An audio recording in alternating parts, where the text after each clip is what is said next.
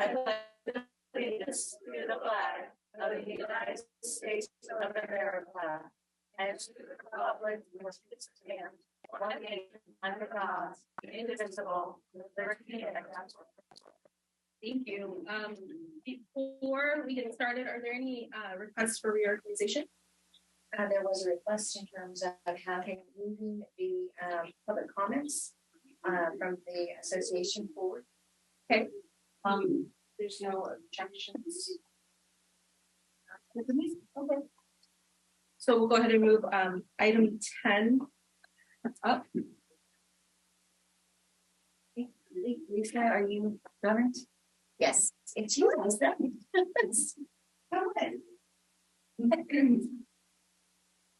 Good evening. We are members of the YCTA Executive Board. I'm Lisa Drummond. I teach at Albert Powell and I'm the Vice President. Sara Magana, 4th grade at King Avenue, and the new like 3 days on the job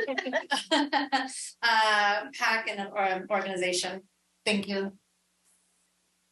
And I'm Lisa Hale, and I teach at Yuba-Sutter Independence Academy, and I'm the secretary. I'm Carl Lohr. I teach. I'm Heather Fee. I teach 5th grade at Lincoln Benefits. Dina Lukens and Roberts, treasurer, could not be here this evening. We are the Yuba-Sutter Teachers Association. YCTA is the teachers, nurses, school psychologists, counselors, social workers, and speech and language pathologists of Yuba-Sutter Unified. We would like to thank you for your service to the students, families of YCUSD, and welcome you with a note of appreciation and gifts. We look forward to seeing you at future events.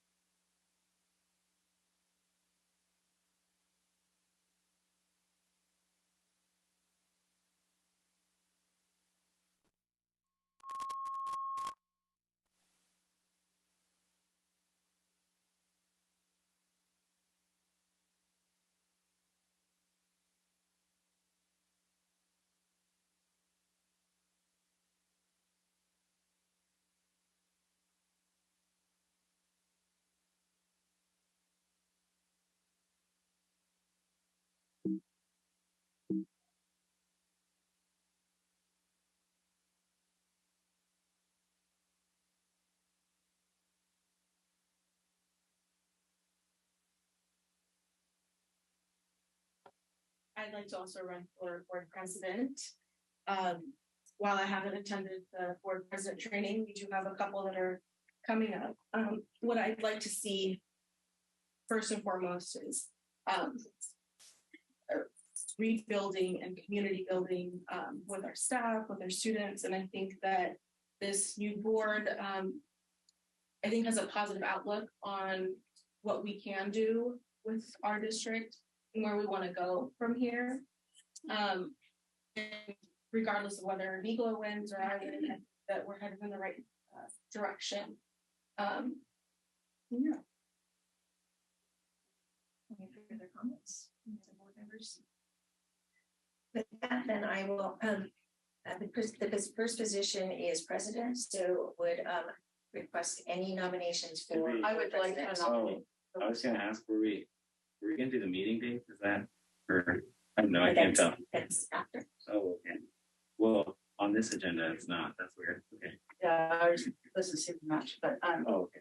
so I would like to nominate Niccolo Roscoe as president. So we have the first for president for Nicola Orozco. Is there a second? I would like to. Second by member 4. Any discussion? With that, Laura, may I roll call vote, please? Yes. Ciociola, No. Dominic, No. or Yes. Lamb, No. Orozco, Yes. Pretty, Yes. So Laura, is it? thank you. That's a 4-3 vote in favor. Mr. Orozco becoming board president. So for the remainder of this year, well, through December, will be President Orozco. Inflation.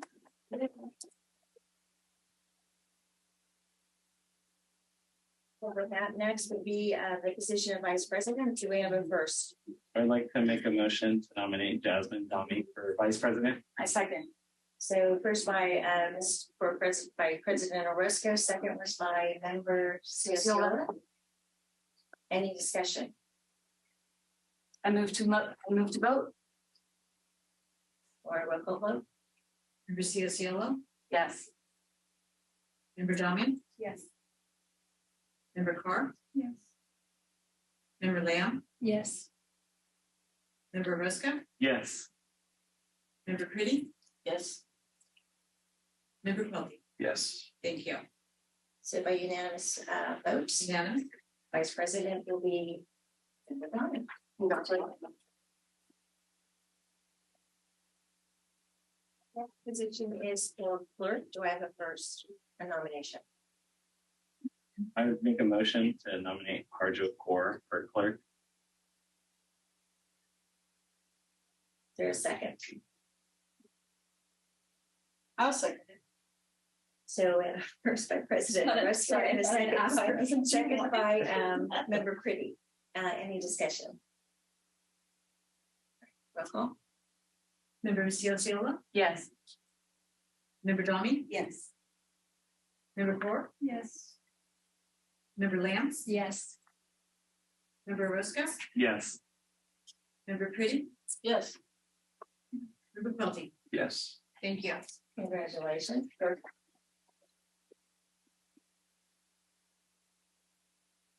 Position as secretary by board policy is given to me in terms of taking the minutes of the meeting and facilitating under the secretary of meeting. So by board policy, just wanted to make a note to you all. So moving on to the next item in the organization meeting is the calendar of meetings for the remainder of the school year. I'd like to call attention to specifically a few months where there is only one meeting. That would be in July, which has been conditional on one meeting just because of the summer holiday. The other would be November because the second meeting would be following the Thanksgiving break. And then the third would be December because of the holiday season. So I think the only difference is it would be there is one. I don't know about April. excuse me, so there would be only one meeting in April, which is unusual, but that's because of possibility of spring break hitting right in the middle of your board meeting hitting right in the middle of a proposed spring break. So that would take you to 4 months where there would be only one meeting. Certainly that you would, if there are any concerns. Yeah, can you say what page of the 524 pages that are on here that is on? Let's relook. No, it's actually in the reorganization packet. Well, it's all one. Okay. Organization pack. Is it attached to the regular agenda? Is it behind? The link is there, so we can see. Oh, I put it on screen. Yes, I put it up on screen. Not that bad. You do that. I didn't ask for technical difficulties. It's okay. It's a very long packet. Is there a First meeting, I don't know. It's not here. So it would be again, it would be the month of April, the month of July. And it would be your first meeting in April, your first meeting in July. It would be the meeting in November because of the Thanksgiving holiday, and December would only be one meeting also, so it would be your second meeting in November and December. Okay, so it's like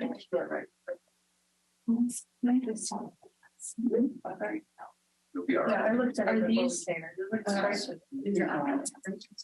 yeah, so there's one thing commissioner conference with the February meeting, it's whether it's the April, July, November, December. Can I ask a question about this? And maybe it pertains to this or maybe a different item. I know that we have discussed, in passing, maybe each and every one of us has expressed this about having additional board meetings that might be, special meetings to kind of get everybody on the same page as far as understanding the operational piece of the board. Does that need to be documented within that, or It's not, because it would be a special meeting and some of them may be board workshops. So those would not need to be counted at this point in time. Depending on the type of meeting, it would need to be agendized and posted, and special meetings require a different, so they don't need to be on this calendar. So these are by board policy, your regularly scheduled meetings, which is the second and fourth Tuesday every month by board policy. Okay, thank you. Thank you, Laura. Correct. This is an action item in the reorganization. I appreciate Jasmine's note and agree. And I'm glad we have those special meeting requirements where the timeline is different. So it makes things easier to not have to plan 12 months of those ahead of time. So I would make a motion that we approve the meeting schedule. Second. So we have a first by President Orozco and a second by member Ciociola. Any discussion, further discussion? All right, you want a roll call? Member Ciociola, Aye.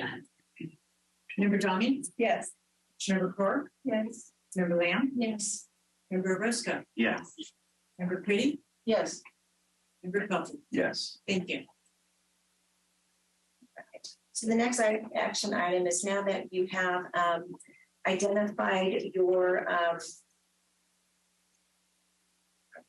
you've been sworn in and also identified the positions of president, clerk, and vice president, authorizing me to submit this to the Sutter County Superintendent of Schools following this organization meeting. So I make a motion. I second the motion. First by member Donnie, second by member Quilty. Any discussion? All right. Member Ciociola, Aye. member Donnie, Aye. member Core, Aye. member Lamb, Aye. member Roscoe, Yes. member Pretty, Yes. member Pelton. Yes. Thank you. And the final action item tonight is the school board authorization form. This authorizes the individuals listed by signature to be able to sign for warrant orders, cash transfers, contracts, and payroll authorizations. And so those would be the cabinet members along with Laura Esty, who is the director of accounting business services. I make a motion we approve. Second. I'm sorry, I apologize. That's fine. First by Vice President Donnie and second by Member Ciciola. You just cut and paste that. Any discussion? Roll call, Laura. Member Ciola, Yes. Member Domi, Yes. Member Carr, Yes. Member Lamb, Yes. Member Roscoe, Yes. Member Pretty, Yes. Member Quilty. Yes. Thank you. Right, and the last item is just an information item regarding the documents and reports that need to be submitted. And just want to let you know that we will be submitting Form S4405 on your behalf and my signature, listing board, the governing board members. And with that, then the next meeting for regarding the reorganization meeting will be in December of 2023. I would request that President Orozco close the reorganization meeting and resume the open session meeting. Should we make a motion to close it? I make a motion to close the organizational meeting. Second. All those in favor? Aye. Organizational meeting is closed. So recessing back to the regular meeting. Correct. We're doing that before the financing, or are we doing financing? No, finance will be at the end. Perfect. Just making sure. So over to student reports.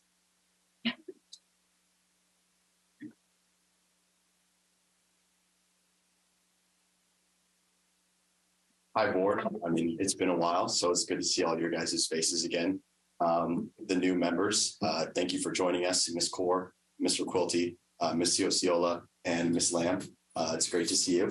My name is Eddie Jensen. I'm the River Valley Student Board Representative.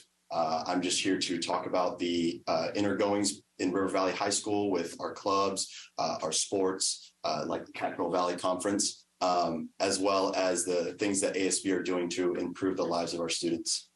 So I'm going to get started with the things that River Valley has done in the recent past. We just had our Winter Spirit Week.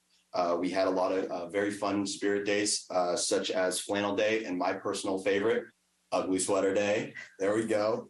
At the end of this Winter Spirit Week, we did have a winter festival where we had more than 20 clubs participate in selling items and hosting games for fun students to enjoy. We were also fortunate enough for ASB to sponsor a character artist, a balloon artist, and the student favorite is we did have a magician over at our school winter festival, which gathered quite a large crowd.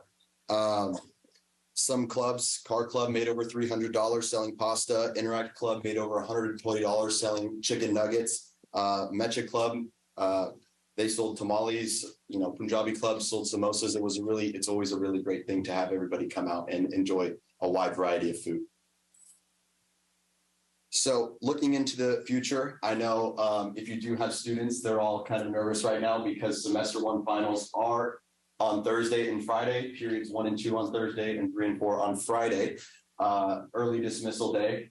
So make sure your students and kids are preparing for those. ASB has had a lot of recent meetings regarding the next semester and how to move forward and how to better use our time and effort to make sure our students get the proper information that they need. Some things that were on the topic was our winter homecoming dance, which is at the end of January. We're really trying to nail down the theme and try to get stuff already in motion now, so that way we don't have to do a lot of work at the end. We're updating our publicity department. We feel that they were really overworked and we wanted to change some things. So we're going back to community-based publicity. So each committee is responsible for producing their own information out to the public rather than one overworked team trying to do it all. Because we did have a lot of problems with information not going out, and then they were working so hard that the information was getting mixed up with other dates. So we really wanted to take some pressure off of them because they work hard every day for us. This is kind of in the mix, but we were interested in a new ASB position. I don't know if this would be official or not, but we were looking for an ASB position to be our ASB mascot. I know a lot of schools did have it in the past, and they do have it now. It's something that really would bring to life to all the games and events that we have. Having Swoop and Soar there would be an honor. We're also trying to update our FBC, our Falcon Broadcasting channel. So their job is to use social media and YouTube to get information out to kids on a weekly basis. We're really trying to upgrade their efficiency because our old methods weren't really working and kids were not being entertained as well as informed as well as we'd like them to. So instead of going to like a 6 or a 10-minute video every week, we were trying to lean more focus to social media platforms that kids use today, such as TikTok, Instagram, things like that to attract a broader attention of our students. And then finally, our biggest topic was ways to get students more involved. So we're looking at updating some more spirit days, also having some sort of events at the beginning of the school year or the semester year for our students, some activities, ping pong tables, things like that. We're kind of in the works. ASB is going to meet a couple days before the next semester begins to try to prepare that for our students. So that is all I have for you guys today. Thank you so much for your time. Thank you guys so much for your time and have a good one. Thank you.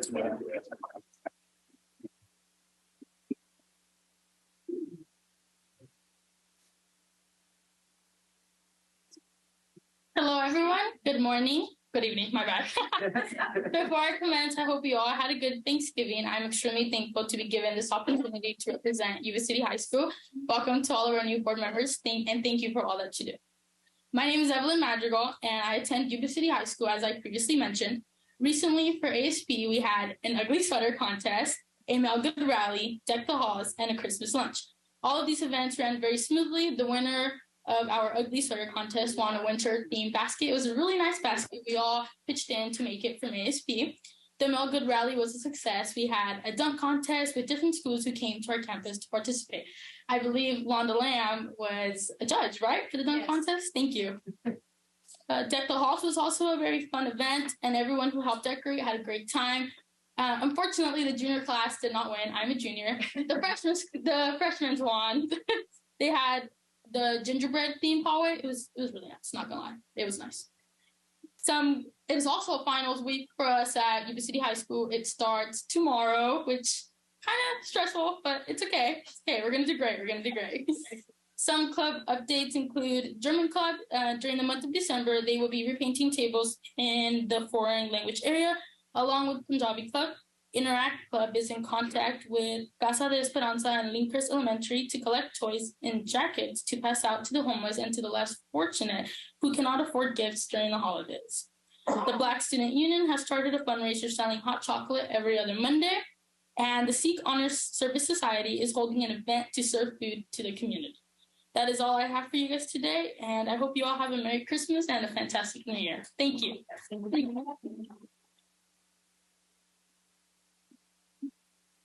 Moving on, we'll be recognizing some of our Capital Valley champions. Yes, my lead athletic director, Hilma Colley from River Valley is here, and is Lauren Castaneda from Yuba-City High School here? Okay. So do you want to have any start? River Valley? I just want to thank our board for their continued support of athletics. We had a great season in multiple this year, as you can see on the board, and we started with cross country, and I'll let Coach Jensen go up from there.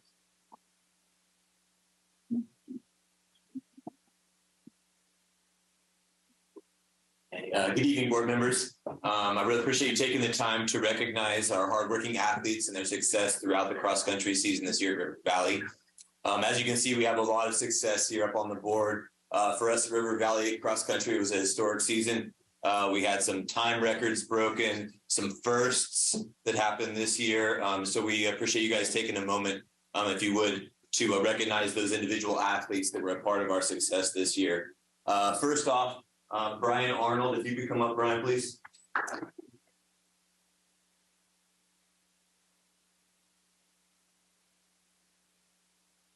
So Brian is a freshman at River Valley, and he's a hardworking individual.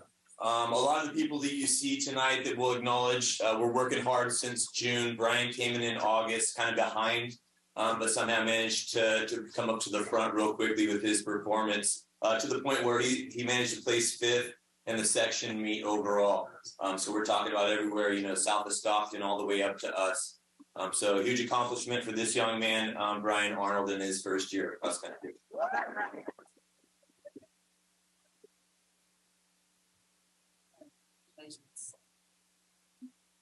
It's also worth mentioning that the boys freshman team was 1 point behind. They took 3rd place in the section. They were 1 point behind Whitney High School.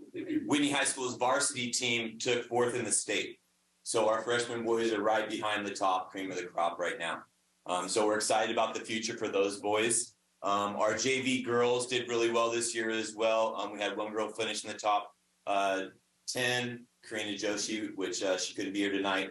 But just wanted to acknowledge the JV girls as well because they had some accomplishment at the section level.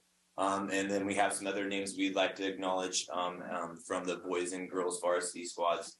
First, Eddie, if you would stand up and be recognized, Eddie Jensen.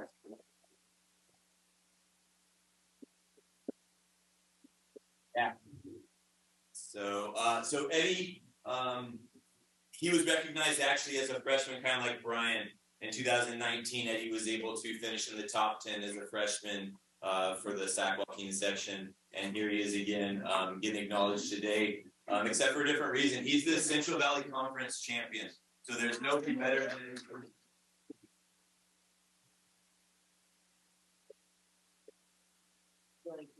In doing so, our assistant coach back here, Swarnji, if you'd wave to everybody. Swarnji Boyle, an alumni of River Valley, held the cross-country record for the 5K distance up until this year. And through his help, and also through Coach Sahil Pandit, Sahil, if you could acknowledge this. Eddie is now the school record holder for the 5K. It is 16:03 for his time.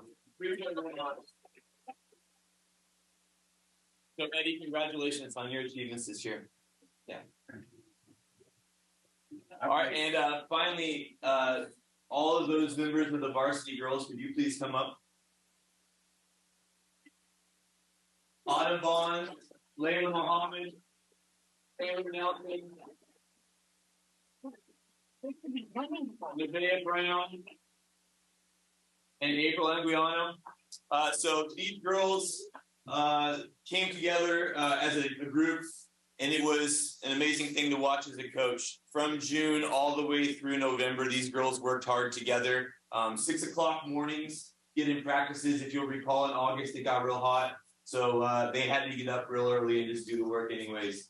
So I've just been amazed at the level of dedication that these ladies have shown, level of dedication that my coaches have shown throughout the season, and the success shows that when you put in the hard work, you stay dedicated to yourself and also to your team, you know, good things happen. So I think the message here is clear, you know, and these girls individually, Taylor, she was able to finish 9th in the CBC. So she got a top 10 all CBC acknowledgement as well. April and Autumn were just outside at 13th and 15th of all the people in the CBC conference. Nevaeh placed 5th. And then Layla was 3rd overall. And that's what it was going to take because we have a really strong conference. These girls did something that no other varsity girls squad at River Valley had done, which was win that conference as a team. So we beat Wood Creek, we beat Whitney, Wood Creek, Roseville, a lot of real big schools. And these girls stepped up and made it happen during league. They also placed in the top 6 at sections and subsections against some real tough competition there. So as a group, I want to acknowledge those girls, but also we need to take a moment to acknowledge Nevaeh. Raise your hand, please. Nevaeh Brown individually. So I mentioned there were a lot of firsts at River Valley this year for cross country. Nevaeh was the first girl at River Valley to ever qualify as a freshman to go to state. She was 15th overall in the section. Once again, a huge section that we do have, which is highly competitive. Yet she was able to get that last slot as an individual and take her way to state as a freshman. So, you know, she's getting a lot of experience at a very young age, and we're hoping that her success rubs off on the rest of the girls and the rest of our team members throughout the next 3 years of her career. So, Nevaeh, congratulations.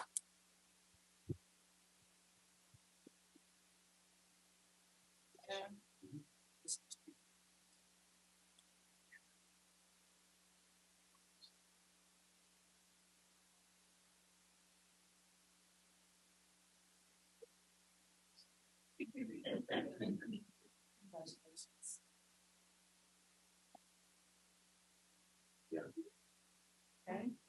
Which one is it on? This one's over there. This one? Okay. And Taylor? Congratulations.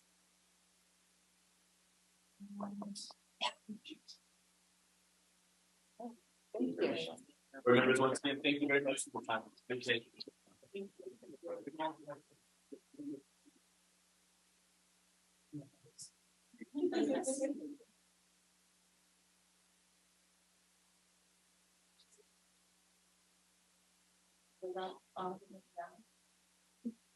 That was just That was just cross country. So Bill, next for? and Yeah, next coach? tennis, I saw Coach Miller do some. Oh, there he is, tennis. Yeah, go ahead. All right, yeah, it's fine. I don't know what I'm gonna talk about here. Good evening, everybody. Anyway, I'm Coach Ramirez. I coach the River Valley Girls Tennis Team. It's been a great 16 years. Thanks to Phil for keeping me on board there for the tennis team. I coach the girls and boys.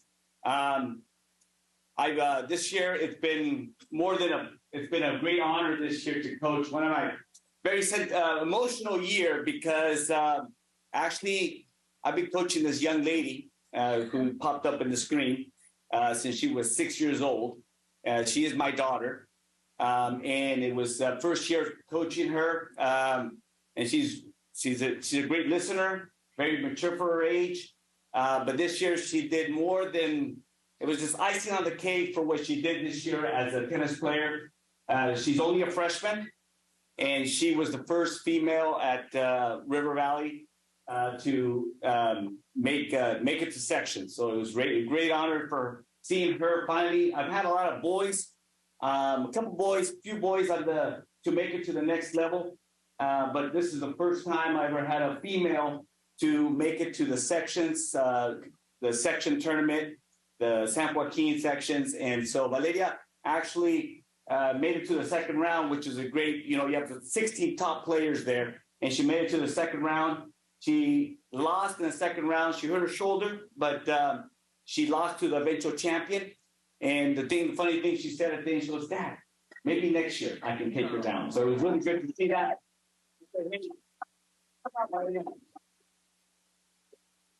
She's a skinny young lady, but she's got more power than I do, and she can whoop me on the court anytime. And this is my daughter, and just want to acknowledge her great year that she had. She only lost to two young ladies the whole year. She was 23 and 4 at the end. But great job.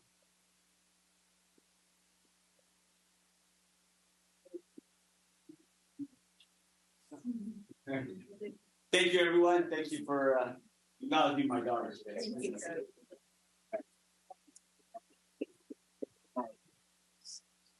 Oh, this is true story.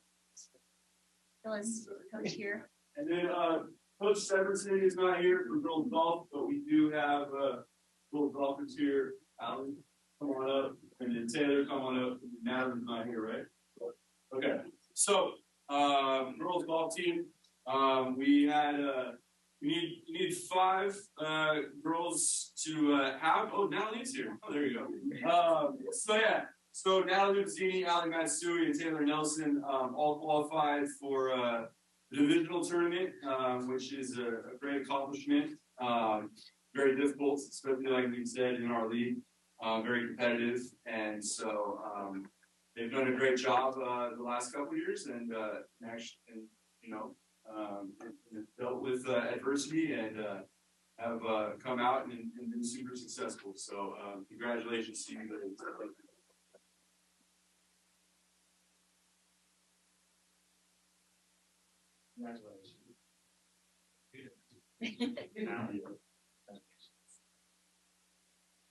Congratulations. And I believe that is all of our policy student athletes. So we're going to move on to our Yuba City High School. Did athletic director or any member of the administration from YC? Well, we're going to start with the Yuba City High School girls volleyball team. Is the coach here? You're in the rugby days now. Oh, we start with football.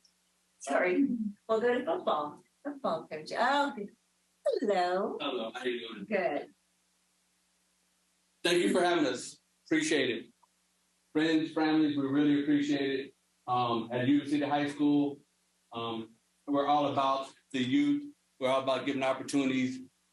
And what I'm thankful for is that with so much chaos going on and so much in the community, and you turn on the news, we're finally recognizing young people who are doing outstanding things. All right. We had a tough year this year. We had a lot of injuries. We had some great plans, but the team never quit. To the point that we went to the playoffs and knocked off one of the top seeds handily, and then we ran to a buzzsaw called Grant. But most of our athletes are not here because they're dual sport athletes or they're out there or they're taking visits. But the two that are here, I do want to recognize Gonzo, Emilio, come on up here.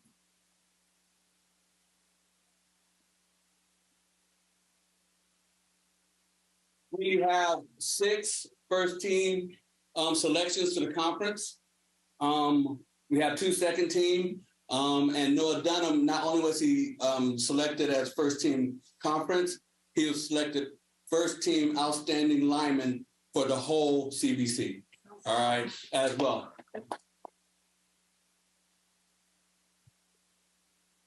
The thing about these 2 young men, they're big guys. But these are 2 of the nicest, sweetest young men you will ever find. All right. They have good grades, they're well-mannered, they're well-behaved, and they're tough. They're Yuba-Sutter. So I appreciate you, everything that you do, everything you've done for us. And they're only juniors. I give them for another year. Okay. So we're expecting big things again next year. All right. Thank you very much for having us.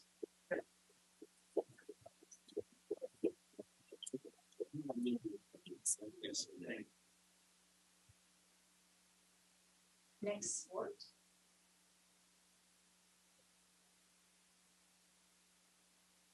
Girls volleyball. Do we have the first one of those volleyball team? Do we have any of our girls volleyball players here in the audience? So we recognize Emma Delaware and Maddie Gonzalez from our girls volleyball team for CBC All Conference. We'll make sure they get that. Girls tennis. We have a coach from the girls tennis teams. Do we have Lucia here? Make sure she gets her certificate as well.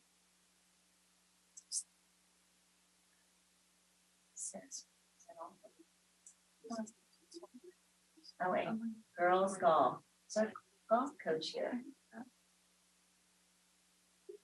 So we will make sure that they all can get their certificates, Juliana Vasquez. So it is true that many of our student athletes are multiple sports athletes. So many of them are, there's a soccer game tonight and basketball, and there's a lot going on. So I'm sure they're all studying for finals. And they are studying for finals, yes. So they are studying for finals, you're right. That's a record show. All right. Alrighty, moving on to employee recognition. I believe Mike's going to start us off.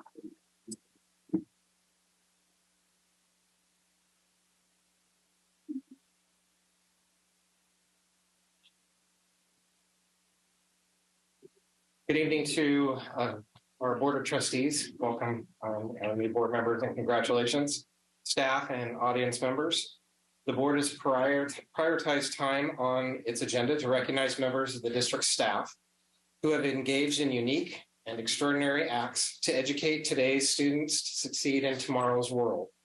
And in so doing, personifying the YCUSD mission, which states our students and staff will be lifelong learners, creative problem solvers, and responsible, ethical, and respectful contributors in a global society. The board has prioritized this time each meeting because recognition shapes a culture of overall excellence by increasing productivity, promoting retention of top performers, and encouraging ongoing improvement. With that, I'd like to pass the lectern to our site and department managers who will present tonight's certificates of excellence. And I know that some of you will be passing out the certificates. The names should be on the sticky note on the outside so you know who you are presenting the certificate to. And Mr. Moss, why don't you get us started? Good evening, board, and I'd like to welcome our new members. Thank you for joining us and serving our community. First, I'd like to recognize an individual who attended school at Berry from 1st through 8th grade. While he was there, he befriended the custodian and loved to assist this individual even during the summer. When this individual was at Berry School, he wanted to work there and continue. Mr. Joe Villa came to work for us in 1988 and has worked at Berry School for the last 34 years.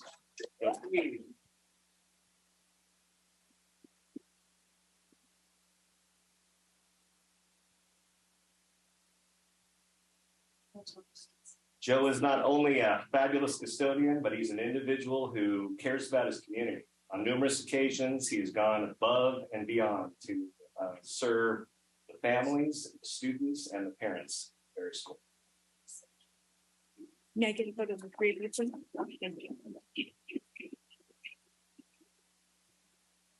Thank you. Yeah. Secondly, I'd like to recognize an individual who became a parent at Berry School in 1990, fell in love with the school as well. In 1998, 8 years later, became our part-time health aide. From there, she became our office specialist in 2003, and then became our administrative secretary in 2014. This is Ms. Kim Fincher's 25th year with Berry School.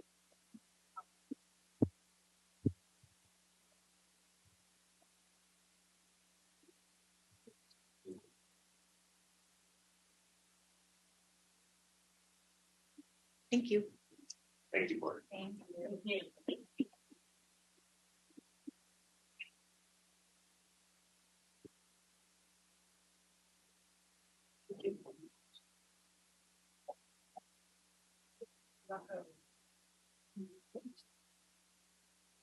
Hello, everybody. Hi. Hi, everyone. Can you hear me? All right. So here we have two wonderful people to honor tonight. So I'm going to start with the first. In education, it's all about people. It's a people industry. We're trying to build great people. And one of the things that's most important is the modeling that we do. And so both of these people tonight that I'm going to be honoring do that for our students as well as our staff. So the first person I want to invite up so that I can embarrass her a little bit is Mrs. Atwell. Come on up.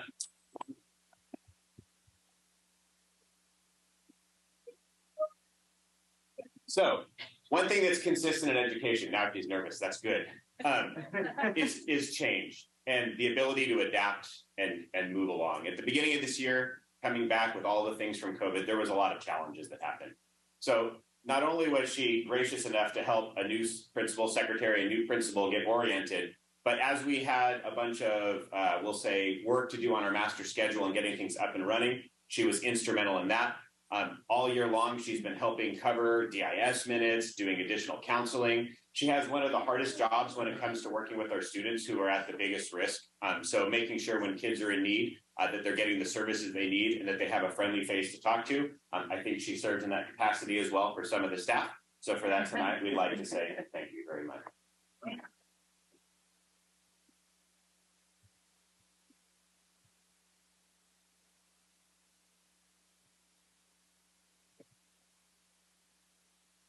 Thank you.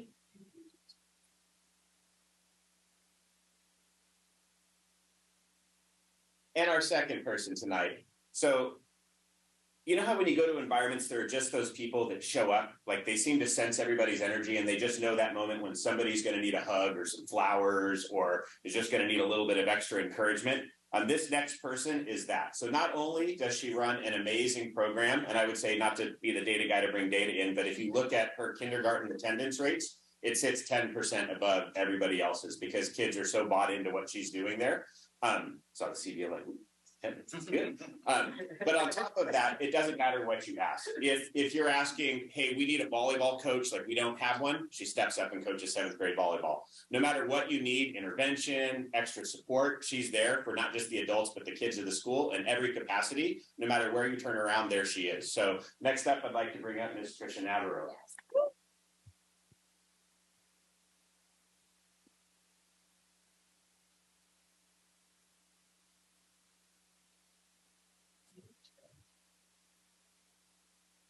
Perfect, thank you. Thank you.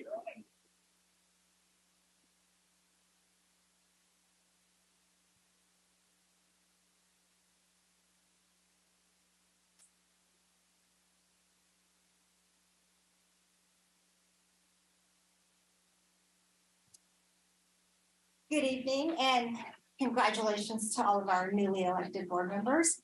I'm really excited to talk about this staff member tonight. You just have people on your staff who are just the heart and soul of your campus, and they just tend to bring everyone together, and that is Patty Hirado. Patty, and this is a colleague-driven recognition, and so I just wanted to share what her colleagues have to say about her.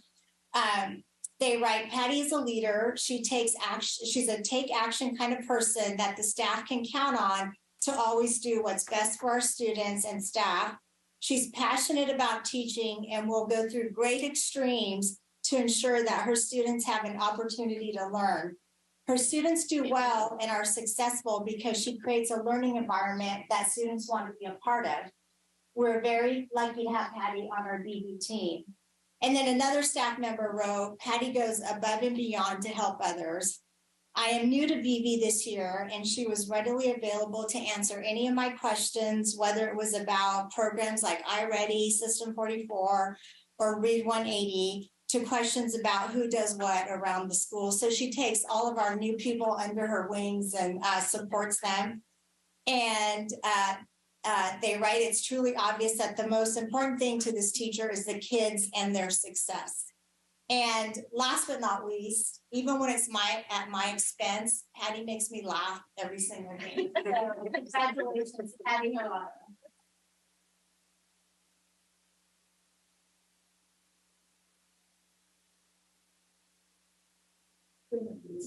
I'd like to give a special thanks to Patty Hirado. When I was in my first year teaching 5th grade at a school that had no grade level teachers, Patty, as a friend of a friend, hadn't even met me and took me under her wing and was my mentor and a tremendous resource in my first year teaching 5th grade. So she's just awesome. Not only you visited new people, she took me on as a stranger.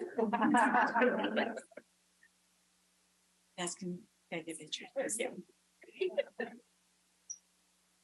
Thank you.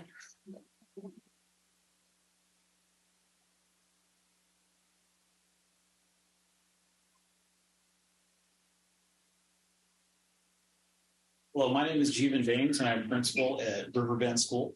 And I'd like to congratulate the newly elected board members and some of them got reelected too. Congratulations to all of you.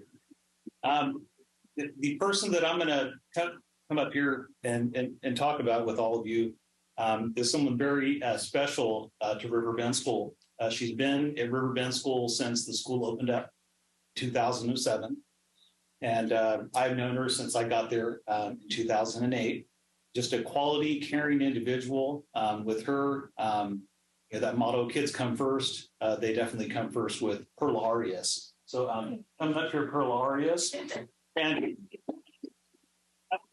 I know Perla so well, I wasn't going to write stuff down like as a speech to read things, but I had to write them down because she does so many things at Riverbend. Since she's such a strong part of Riverbend, I would have missed some things. So I'm just going to go over kind of a highlight of some of the stuff that she's involved in at Riverbend School. She's a 2nd grade lead. She is in our PTO. She served on school site council. She's on our leadership team. She is part of our Sunshine Fund to help out staff that are in need at times as the year goes on. She's part of our accelerated reader program. She's heavily involved in our Dr. Seuss week, and she dresses up and everything with the other teachers and presents and reads. She's also Coach Arias. She's a middle school volleyball coach, even though she's a second grade teacher. And I forgot she's a Wonder Woman. So I forgot to say that. So let's give her a hand.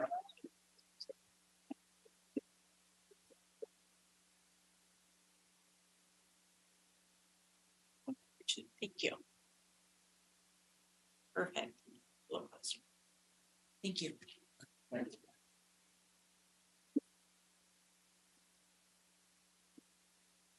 President Orozco, that concludes our recognition for this evening. Thank you. So we have no reports and information because we're saving our appetite for Scott's first interim. So we're going to move on to comments from. Before we move on to some Marysville, I know there's students in the audience who are studying for finals or staff members who need to prepare. So I hope the opportunity to allow those an exit. Certainly, anyone want to leave while we all awkwardly watch that? We won't take it personally. Yeah. Yes. I think Rocco will. I'm getting messages from the people out there that they can't hear us. So we all need to remember to speak up with our teacher voices. Thank you. Wow. Yes. Okay, so moving on to comments from the public on items not on the agenda. And yeah, it's a different room. So our first time in this room, the acoustics. We have one comment, Cindy Stormont. Would like the clerk to read the statement. So. That's all right. That's all right. That's not that we. Yeah. So what we need is. That's. Oh. Yes. Okay. For items not appearing on the agenda, notice to the public. The Brown Act, specifically Government Code Section 54954.2, provides that no action or discussion shall be taken on any item unless it is adequately described in the timely posted agenda.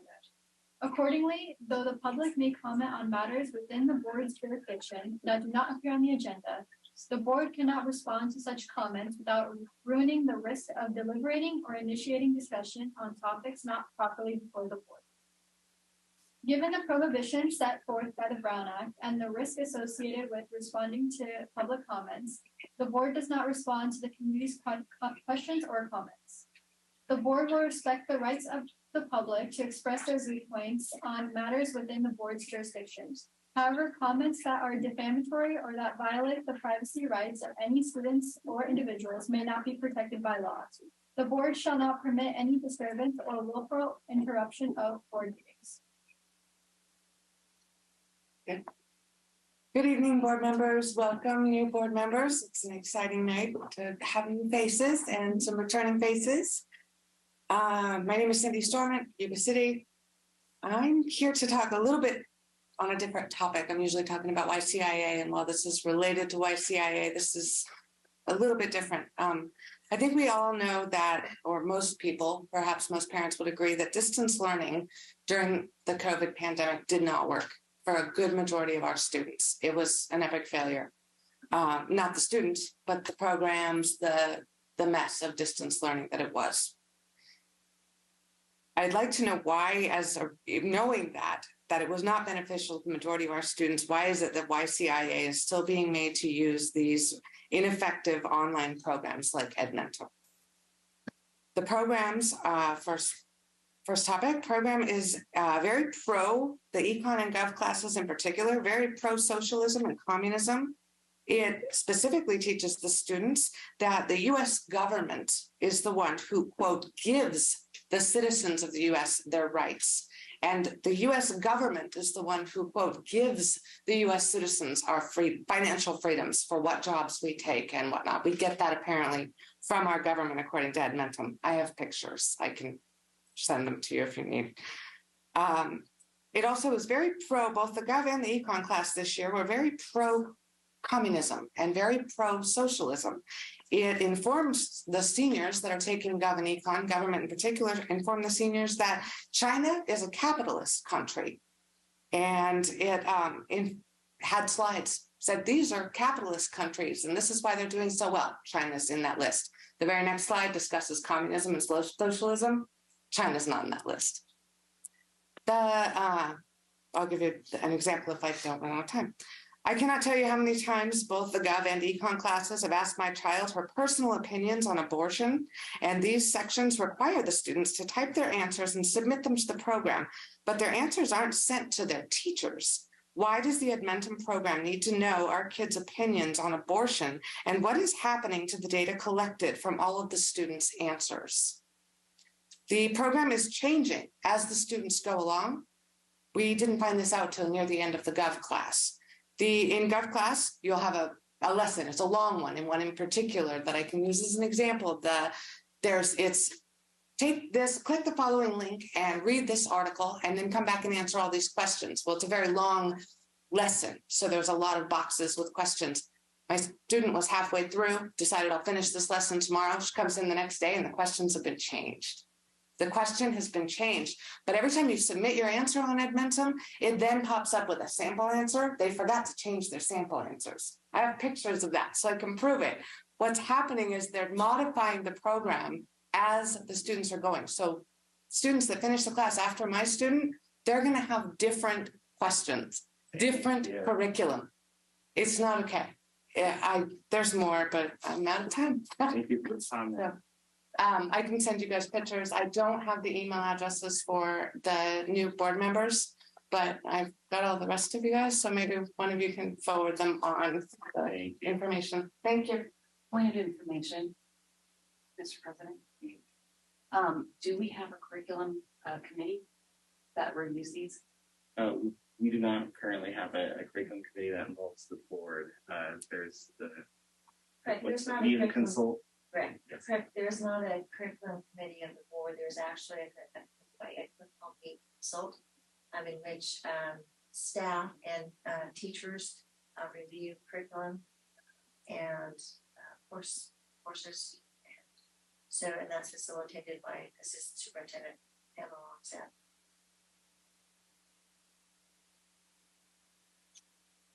All right, moving on to the consent agenda.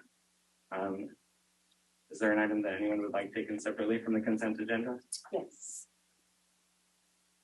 Right.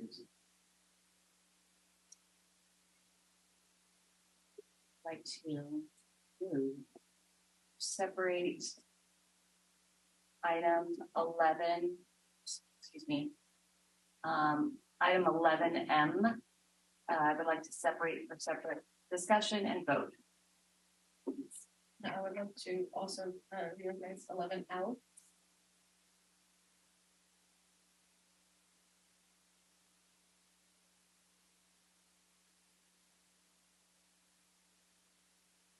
I would like to move that all the items on consent agenda other than L and M be approved. Yes, I lost my word. Second. All those in favor? Aye. Any opposed? By unanimous vote. Aye. Yeah, same. Aye. Aye. So, yes. I have a question about this one. And please correct me if I'm wrong. Does this allow psychologists to also receive, like our employees, does it allow them to also receive additional monies for taking on the intern during mentoring the intern while they're not actually our intern? So the last part again. So for example, we have had interns that are finishing their school, but they're not, they haven't completed their internship, or they're like student psychologists, I guess. So are we providing, does this allow for our psychologists that are overseeing and supporting those, they're not really employees, would it allow them to be compensated for the additional time that they're spending mentoring? So she's asking a question, do the mentors receive any type of compensation for mentoring a psych intern? Yes, so if they qualify as an intern, so if the college that they're attending has qualified them with intern status, and we proposed or we offer to hire them.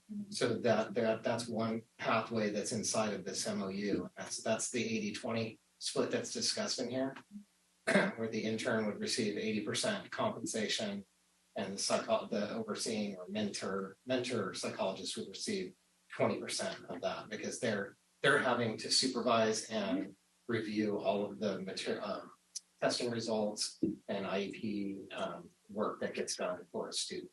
So would there be a time where would we employ, I guess, I mean, it's interns or would be our employees. Currently, as it stands, do we have any interns that are intern eligible but are working under psychology? We have one that we've offered a position to, and we haven't finished the offer, meaning she hasn't signed the offer yet, and we have one person in the path to be our first intern under this MOU. So we don't have any currently. No, none currently that are looking forward. Correct. And this would be retro, or is it starting? Yeah, the person's been working with us for some time. So as an unpaid unpaid intern. So it would be retro to the point at which she's qualified as an intern. And compensation for the mentor would also retro to that date, or has the psych who's been working with this intern been working with this intern prior to this? Correct. But we're not offering compensation for that time period. So we're gonna, yeah, correct. So we need to look at her date that the college gives her for her internship, and we haven't seen that date yet. So that'll back it up to whatever the date is. I'm really glad that this is coming forward, because there have been, and I think I've talked to the superintendent a couple of times about this as well. There have been a lot of interns that have gone through our system. Number one, the interns don't get compensated, but to me, where I look at it is our employees aren't getting compensated for the extra time that it takes to explain things and, you know, provide them the exactly, to mentor. So I'm really happy that there is an MOU out there. So I don't have any further questions, and I'm happy to make a motion. We approve 11L. I'll second. Motion by member Pretty and a second by, motion by member Dami, second by member Pretty. All those in favor? Aye. Any opposed? Hearing none. The motion carries. 11A. Is there a representative of the data science, Guzman here? No, but I can speak to anything related to that. Okay, just want to make sure. Because I thought board policy was that they were represented, otherwise it was not accepted. Do I have that wrong? It's possible. So that is the case. I'm sorry. That is the case for the meet and consult meeting, not the board adoption. Okay, thank you for the clarity. No problem. It has gone through that process and it's now here. Okay. And data science, just so you're aware, it's an additional math option for students. There are a lot more, many more universities are offering data science as a full credential or a full program. And so we want to begin to offer that for students, because we know so much of things in our world are driven by data. So that's one of the reasons that we have taken the opportunity to offer this. It's an A to G class, and it satisfies the same level of coursework as IM3 in integrated math 3. Right. So I received this and I love it, science and math together and statistics. However, where my concern is when I did a deep dive on number 12, the linked curriculum, and I went on the Stanford site and looked at the individual curriculum models. What has me concerned is Unit 5 for the board. Looking through your agenda, that would be page 150. Unit 5 with regards to skin tone and representation. In this unit, students are exploring issues around skin tone representation. And we'll create a two-way table based on their interpretation of the skin tones of people, doing a deep dive on the given hyperlink at the end of this. They are given, not only is your Unit 5, Section 1, our students, as the introduction to this curriculum, Confessions, TED Talk, Confessions of a D-Girl, wherein, after having watched it, wherein the speaker is anecdotally setting up her own experience, and then proceeds to talk about mass rape in the Civil War area of plantation owners and slaves, and then goes in anecdotally and talking about her own beauty, additional parts with regards to this, with the articles that are being passed out for this class. Are a lot about, obviously what they're doing is they're trying to take something that is uncategorizable and categorize it, because no two skin colors are the same. I love this curriculum, but I'm vehemently opposed to this divisive content, and especially with regards to the articles and the TED Talk that the teacher is supposed to launch this into, where people start looking at each other and categorizing them. And I realize that they're doing it in a magazine and they're putting it in a media world. I know I understand where the mindset is, but the way this is done, I'm against. So if there's a strike of the beach ball that I have skipped, I'm ready to hear it. But just having done the deep dive, because I love curriculum and I'm a nerd, that's why I'm here. I love it all, but that Unit 5 has to go. It's divisive. I don't know that we have the ability to scrap a specific unit out of curriculum that we are looking forward to adopting. You're right. So, absolutely. You can't. So so however this goes, but I would like to make a motion to not accept this curriculum. Would you, point of clarification, would you like to take the introduction to construction separately, because there are two course proposals tied up in this? Right. Yeah, construction one looked great. They weren't trying to compare skin tones of people. So, President Rose, we have a motion on the table that was first made by Cecilia. So, and the motion includes both. Oh no, I'm sorry. Thank you for the point of clarification. Yes, I would like to make a motion to vote on these two curriculum items separately. I make a motion to approve construction. I'll second that. Well, first I of all, think she's taking her motion. To like separate them. Yeah. Yes, and so I made a motion. If somebody take them separately. Yeah, there would need to be a second. I'll second.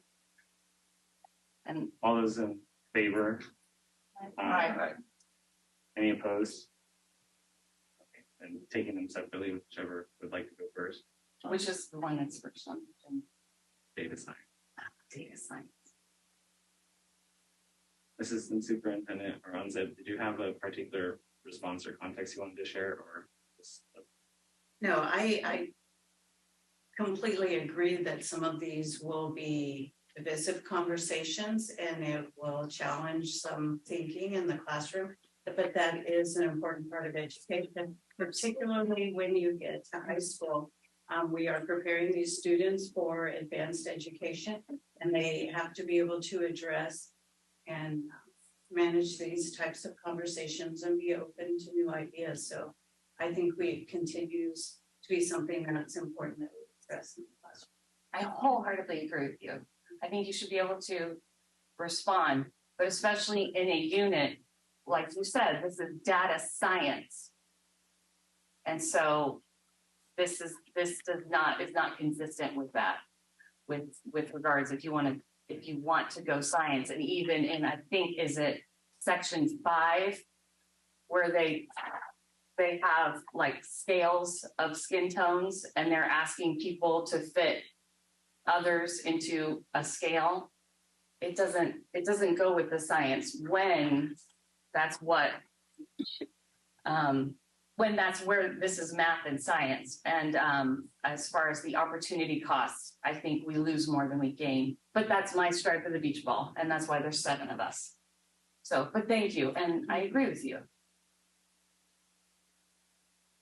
So we need a motion.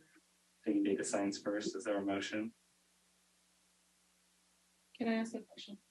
What would be, like, if I hear the concerns, I also hear the positives about the data science piece. What would be the option if we did not go with? We won't be able to offer this class next year if the board doesn't approve for us to have it. Okay, is there any alternative curriculum that has been looked at for this particular class? We would have to take a look and determine if we wanted to move forward something. Which would require you to take it back to the consultant, now the teachers. And do a revision. But we have to, in order to have new classes, just so everyone's aware, we have to, that has to be accomplished by January. That's why your meeting consult and the work on new courses takes place in the fall, because it has to be provided information out to counselors and be in the catalog for students in the spring, so that you can have classes ready to go by the end of the school year. Were there teachers from both YC and RV on meeting consult with that were bringing this course forward? Yes. Okay, and it was brought forward by the science and math departments joined, or primarily the math departments. Well, yeah, it takes place at biennium 3. Right. Is this class looked at as something that would? We all know that I am not a math person. I think that abundantly clear. Would this be something that would be like for a student like myself, who's not necessarily gifted in knowing how to do all that mathy stuff? Yes, it absolutely gives students a different path for math that it is higher level math. It is an IM3 level math, but it allows them to do it in, maybe, to use your words, a less mathy way. And this is a choice that a student would make. They're not being forced into this course. No, they choose this course. If they are interested in a 3rd year higher level math and they don't want to go the calculus route, they can take this in lieu of one of those 9-3. And this is a course that is being taught currently at most colleges. You said yeah, oh, absolutely. And not just a course, an entire program. You can graduate with a degree in data science now. Okay, thank you.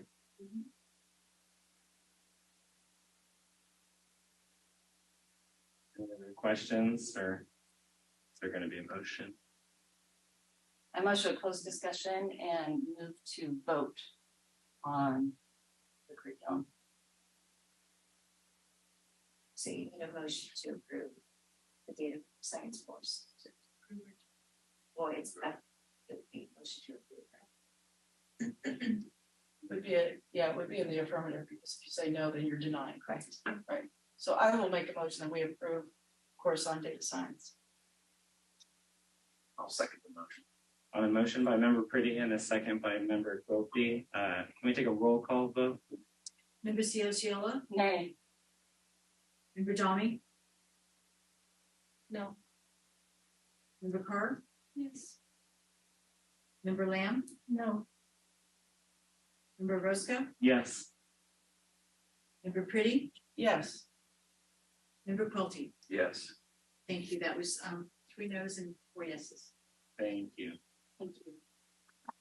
Moving forward, so that's the end of the consent agenda. In the construction course. Oh, did we not do that first? You're right. I forgot. Make a motion to approve the construction course. Second. That one. Who's the second? Thurston. Ciola. I think that one we can do. By voice, all in favor? Aye. Any opposed? Okay. All right, now moving forward to Scott. I was just so eager for the first interim. I'm up.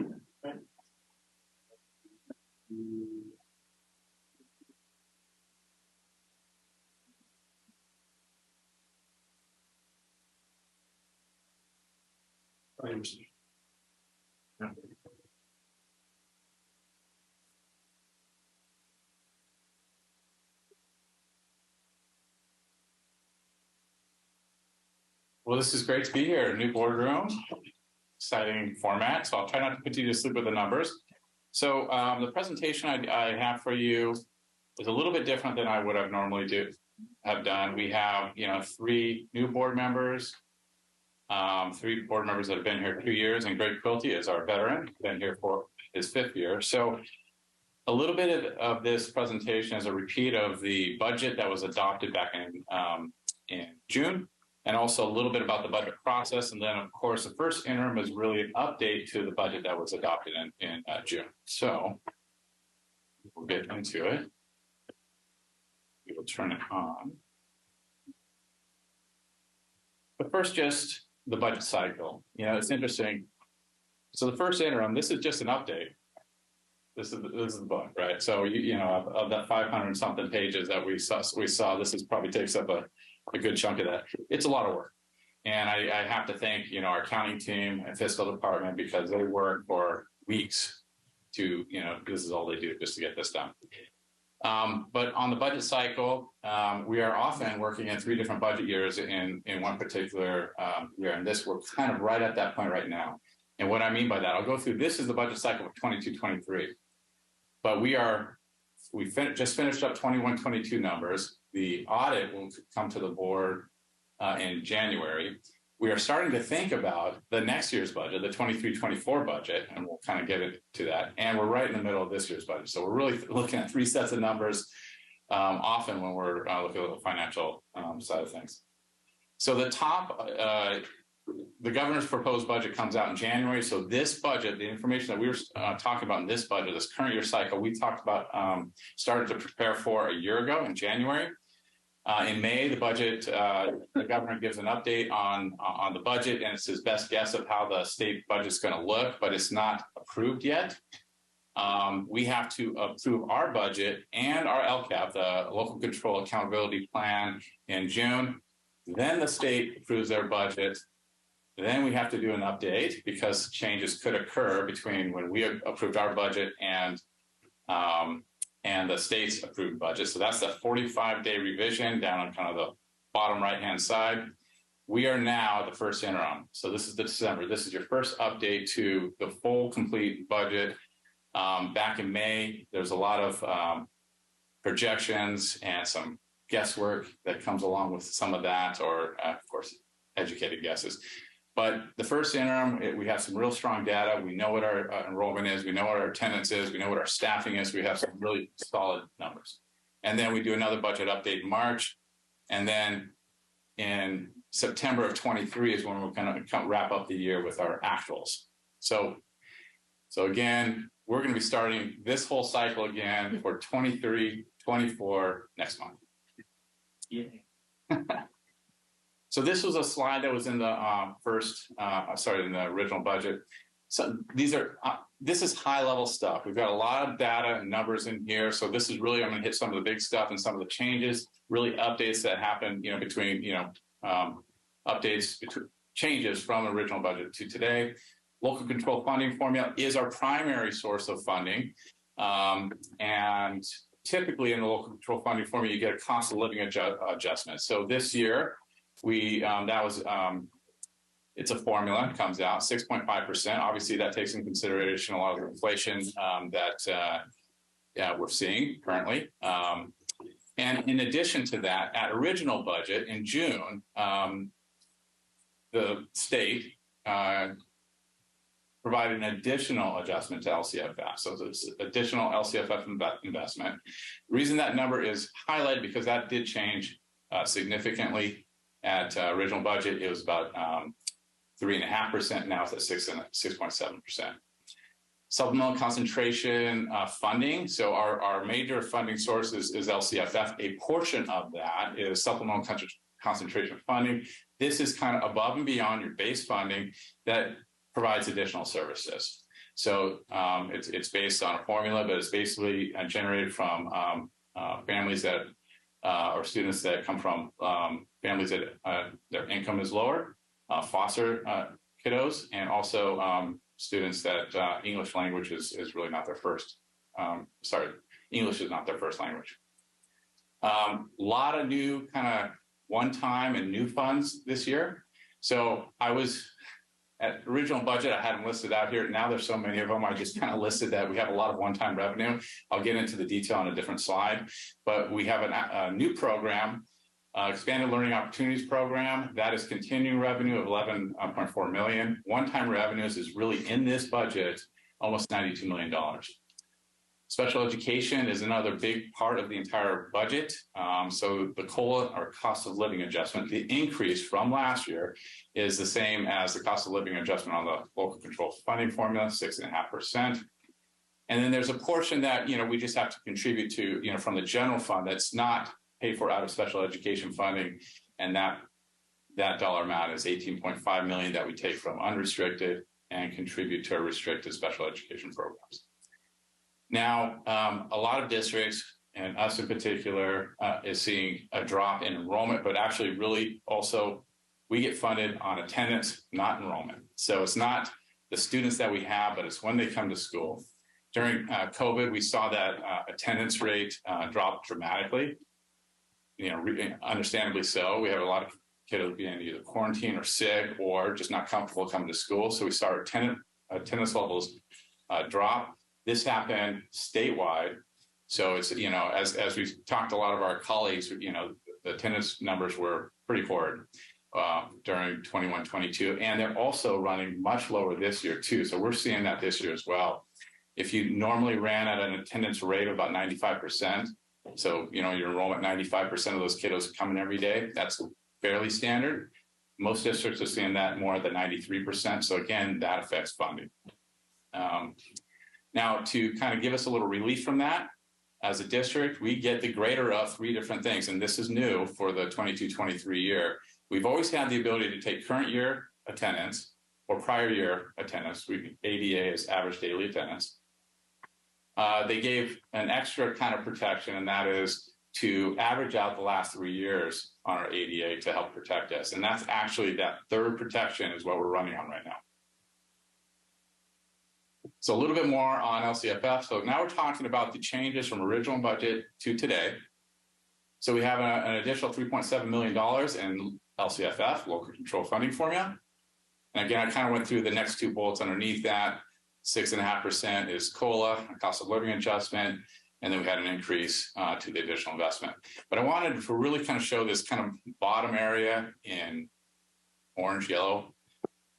So if you take those two numbers above, 6.5% plus 6.7%, that's an increase of 13.25%. That number is based on per student. So the funding per student went up 13.25%. But we have other factors involved here, and that is we have declining enrollment and lower attendance rate with that declining enrollment. So you take those numbers, and this is what our reality is. If you look at 21-22 local control funding formula, that number is $141 million. This year's, we're projecting 153 or close to 154 million. That's an increase of over 12 million, and that's an 8.7% increase. So that's our reality just due to our circumstances.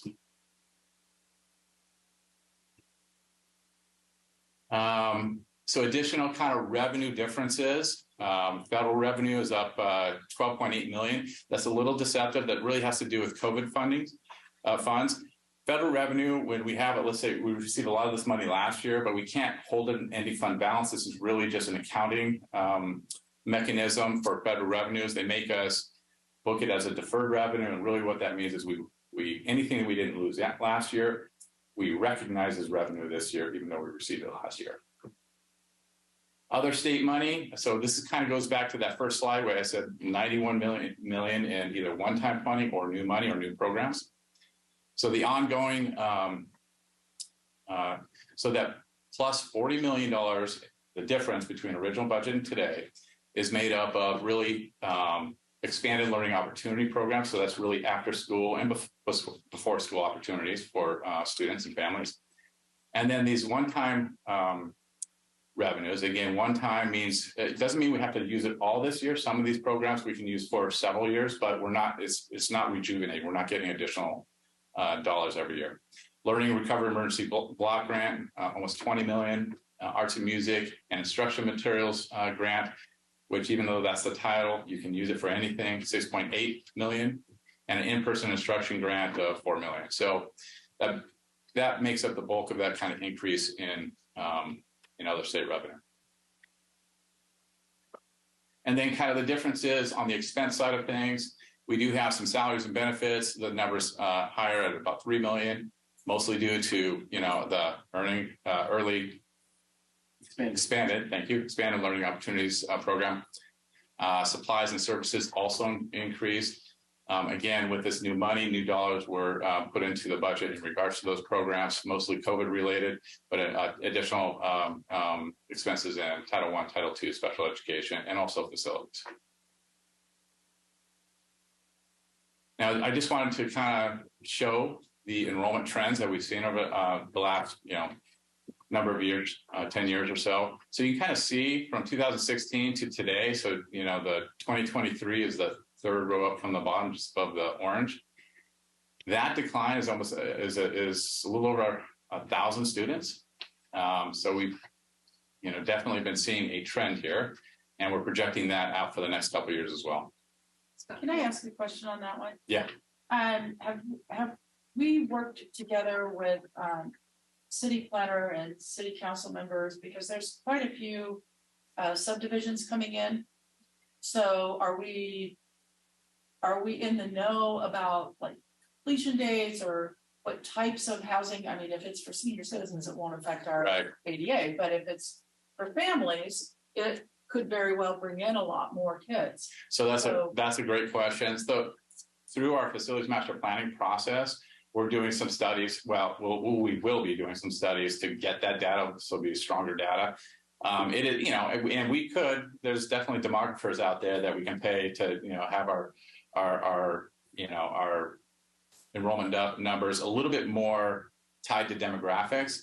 I've seen districts pay the money and other, what we say commonly best practices for doing enrollment. Personally, I haven't really seen the demographers do that much better as far as their enrollment projections, but I'm not suggesting that we go out and hire them. I'm just saying, I know that there's a lot of building finally coming back to the area. And I would hate to see us caught up short by having, I would hate to see class sizes be at 42 because we just failed to plan for more kids coming in. 100%. That's exactly the purpose of our facilities master planning, is to take into consideration our growth needs or our decline needs, depending, right? So our trend has been decline, but it could turn around. Right. But that's exactly why we're doing what we're doing on the facility side. Just to clarify for Shelley too, we have the government liaison committee, and in there we do have different entities. But we have other entities, city council, but also from the planning, for the city of Yuba-City as well. Right, their planning commission. Yeah, they'll come out. They did state to us the new subdivisions that are going up in north, and then some plans that are in the south. None of those, from my recollection, are senior citizen. Right. The ones that fall within county are like Riego Road in that area, but I just had a conversation with our new mayor a couple days ago, and he was really excited about all the building that's coming. So I was just kind of, I actually got a pretty good opportunity to take a bus with the mayor and other people, right, to go around. They showed us all the growth from residential to multiple housing, and also just the business growth. It was actually great. It was great to get to know some of the council members and the planner. I think Blvd was there as well. So so we also have some folks from the city going to be on a facilities master planning committee as well. can I say one thing? I did hear that there's 2 subdivisions going out in the Terrebonne area, but they are slowed because of supply and demand, and PG&E is having a really hard time getting materials to complete, so it could be a while before they are ready to go. And I, as city councilman, told me that. And real estate and the real estate market is starting to take a nice little shift. Yeah. But it's all important to us planning, you know, and we can always adjust our budget numbers, but it's really, do we need to build a school? That takes time, a lot of money. So, right. Yeah. Right. So another slide, and I hit this, you know, LCFF, there's acronyms, this is our main funding source, and declining enrollment in ADA, these are major concepts when we're talking about the budget. So that's why I'm hitting this on a few slides, but I know we got a lot to cover, so I'll see if we can. One quick absolutely. question, Sure. Sorry. On the last slide for enrollment, Yeah. could you tell me one more time, the enrollment numbers impact what funding source? Well, almost every funding source, really. But our local control funding formula, which is our main source of funding, the bulk of our funding, is directly impacted by attendance, which is directly related to enrollment, right? But our special ed funding, our lottery funding, I mean, almost every our mandate block, almost every funding source is in some way related to enrollment and the size of your district. Thank you. So just another representation. This is our funded ADA. I kind of talked about. We get to use current year, prior year, the average of the prior 3 years. And so, kind of what I wanted to point out here is, if you look at the first row of that chart, 21-22, our funded ADA. So that's whatever it was, the best of those 3 scenarios. For 21-22 was 11,833. Now that is a number from 2 years ago because we were held harmless last year. So that number is actually our 2021 ADA that we got to use for 21-22. And now we get into this year, 22-23, and you see that very large, you know, decline from 11,833 to 11,373. So that's which there's a disconnect there. You see the dollar amount next to that actually going up, but that has to do with the large increase that we're seeing, that 13% per student, COLA and the extra funding. So we got conflicting things here. We essentially have ADA going down, but the per student amount going up. COVID funds. These are, I'm not going to hit this slide too much. There's a lot of different sources of state and federal dollars that we're getting COVID funds for. I think the main point that I want to point out is that they're restricted and they're temporary. We have to, we only have a small, a few years to use this. And that plan is ever changing. So expect changes in that plan, but, based on needs and the board's will in certain areas. So that's really the message on this slide. Other kind of expenses, another pressure on budgets, and I'll be able to say that this pressure is starting to go away, but for 22-23, so we've had pension reform, gosh, when was that? 2013, 14. And what that really meant was for both PERS and STIRS, employers had to pay more per employee, per salary each year to write the pension system. And also, to be honest with you, when we moved to a new pension system, some of the benefits were reduced. That's essentially how they balanced it. But we've been seeing rising pension costs for districts since then. And this is the last year that's projected right now. That can always change, but we have an increase in STIRS, so that's teachers, of 2.2%. That's just a cost of all our salary that just increased. So that's something that has to be absorbed in our revenues. And also PERS, that increases 2.5%. So those are big numbers, right? To just absorb. Again, the bulk of, actually Rocco said it earlier, we're people business. That's exactly what we are. Most of our budget is salary benefits. And of course, inflation, everybody's feeling that. We're feeling that on almost everything we do, all the services, all the supplies, we're feeling the inflation on the budget as well. So graphical depiction of what we're talking about. So again, revenue, you see that big slice of the pie is the local control funding formula. He has your, and then other state and federal revenues, typically they are not that large a piece of the pie, but this is that one time, those COVID dollars, those one-time dollars I was talking about. That's why they're larger slices than you normally see on this slide. And our expenditures, people, business, you can kind of see the biggest three slices of that is certificated salaries, classified salaries, and benefits. Benefits is a combination of both categories. And so certificated salaries is all teacher, instructional staff, and everybody else is classified. Is kind of how that's broken up. And then we have supplies and services. So this is the numbers, lots of numbers on here. So again, if you look at these numbers, there's, I consulted as much as I can to make it what I think is presentable, but that's always a task when you're doing a presentation on a lot of numbers. But so we have unrestricted and restricted dollars, and then the far right column is combined. The health of your district, of this district, is really in your unrestricted category, because those are the dollars you can do anything with. The restricted categories are, you have to do this, you have to spend the money in a certain way. So when we're talking about what can the district do, what's the health of our district, that unrestricted column is critical.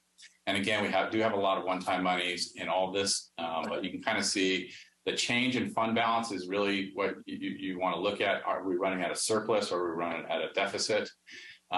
Unrestricted, we're at a slight surplus right now.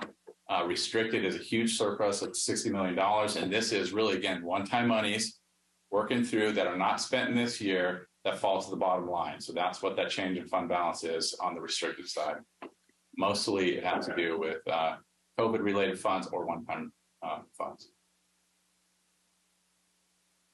The other thing that's, I guess, another line in there that's sometimes confusing is that other financing transfers. So there's some big numbers there. So you see in unrestricted, it's a cost of $34 million, and restricted, it's a negative. So it's essentially what we're doing is we're taking money from the general fund. We're funding the unfunded portion of special education. That's one piece of that.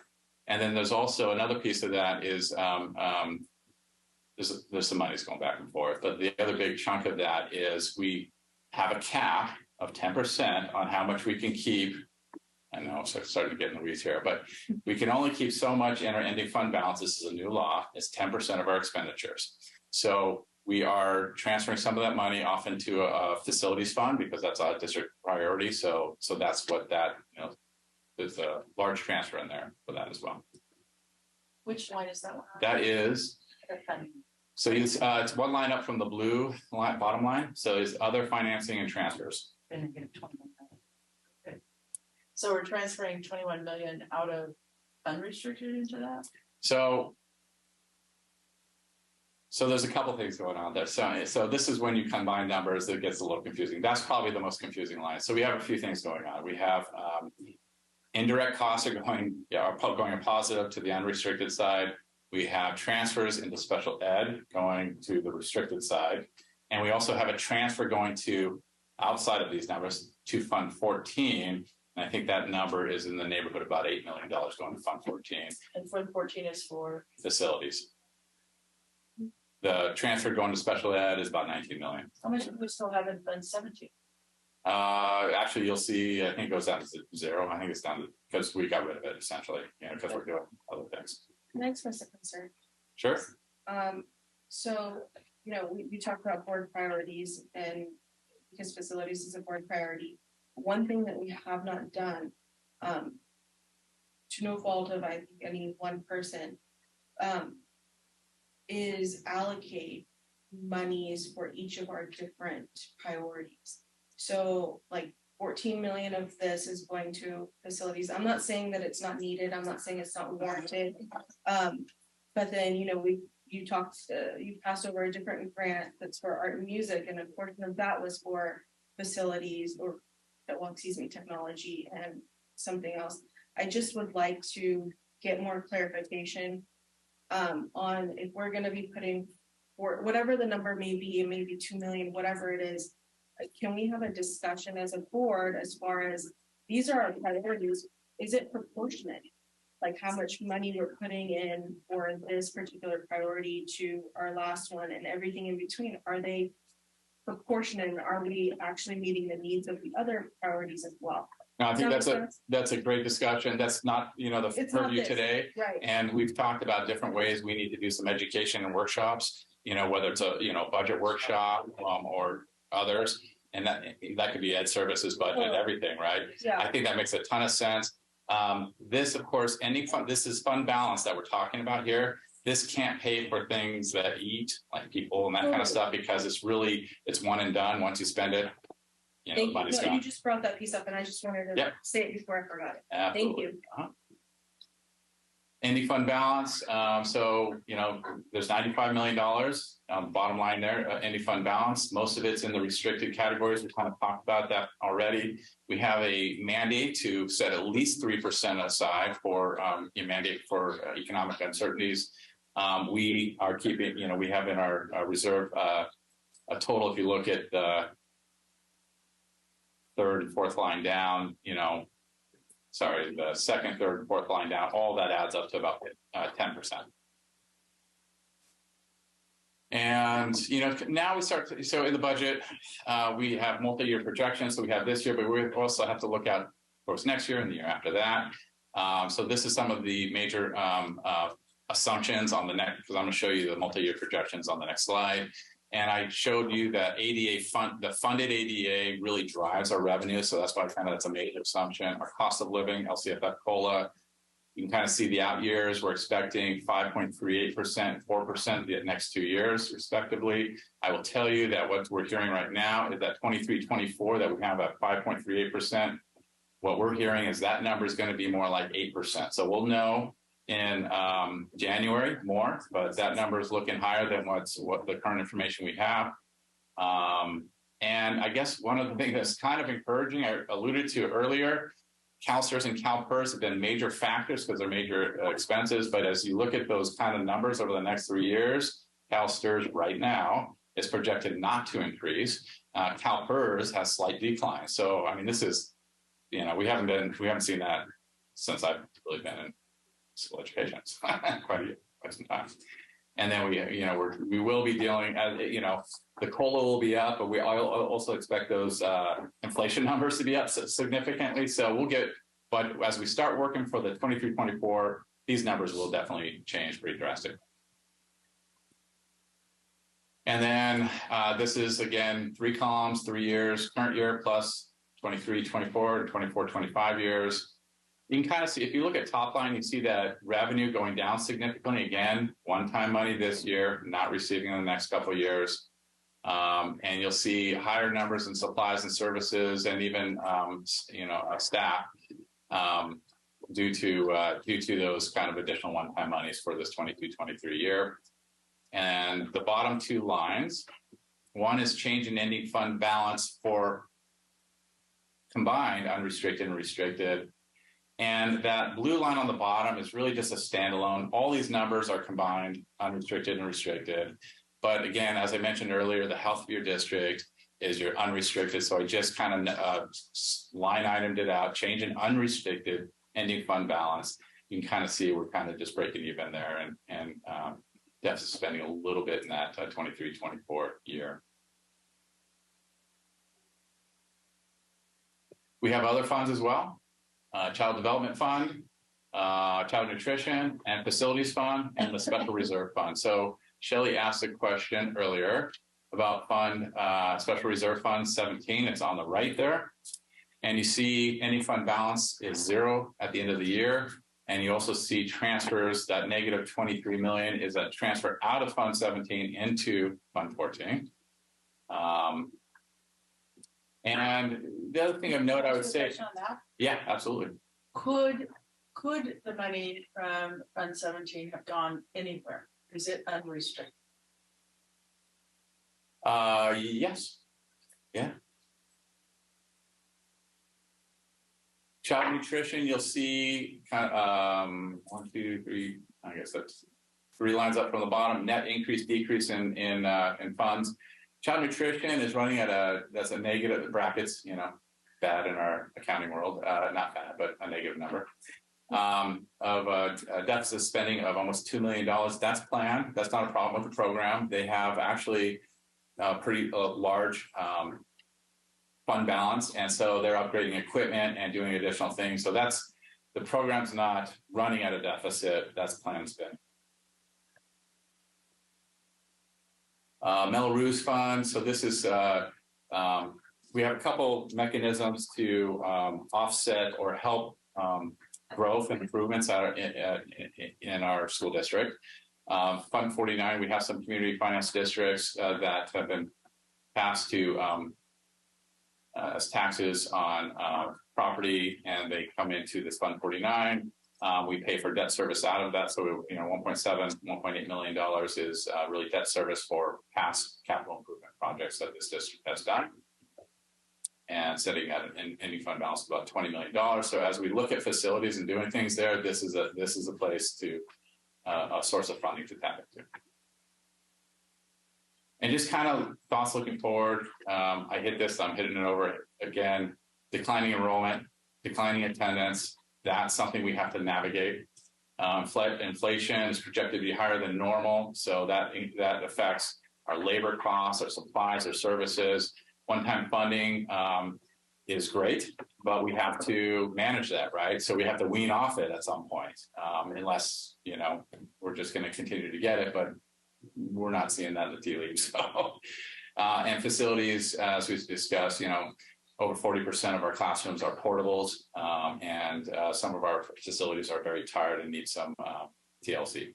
And so I would say our facilities department has been doing a great job of putting a lot of money into repairing our roofs and our floorings and everything, the core to keep our facilities, repaired and safe. So we can meet our current and projected obligations at this point. And if you have any questions, I'm here. I have extra books if anybody wants some nighttime reading material. Just one question on slide 15. Could you explain the assumption for the change in MP? Oh, thank you. Yes. So declining enrollment. And so with declining enrollment, we have basically projected reductions in teaching staff on that one. And to be honest with you, the declining enrollment probably would warrant more reductions, but those are the numbers that we have in the budget. So we already, with declining revenues, have some offsetting lower expenses there.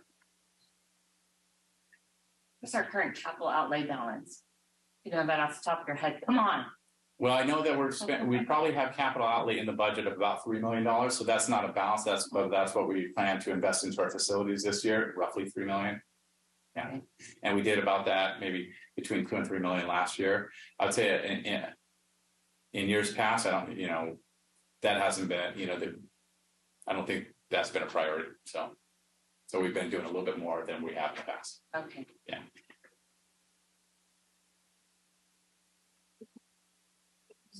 Yep. Any other questions? Make a motion. Okay, can we have a motion? I make a motion that we approve 12A. I'll second it.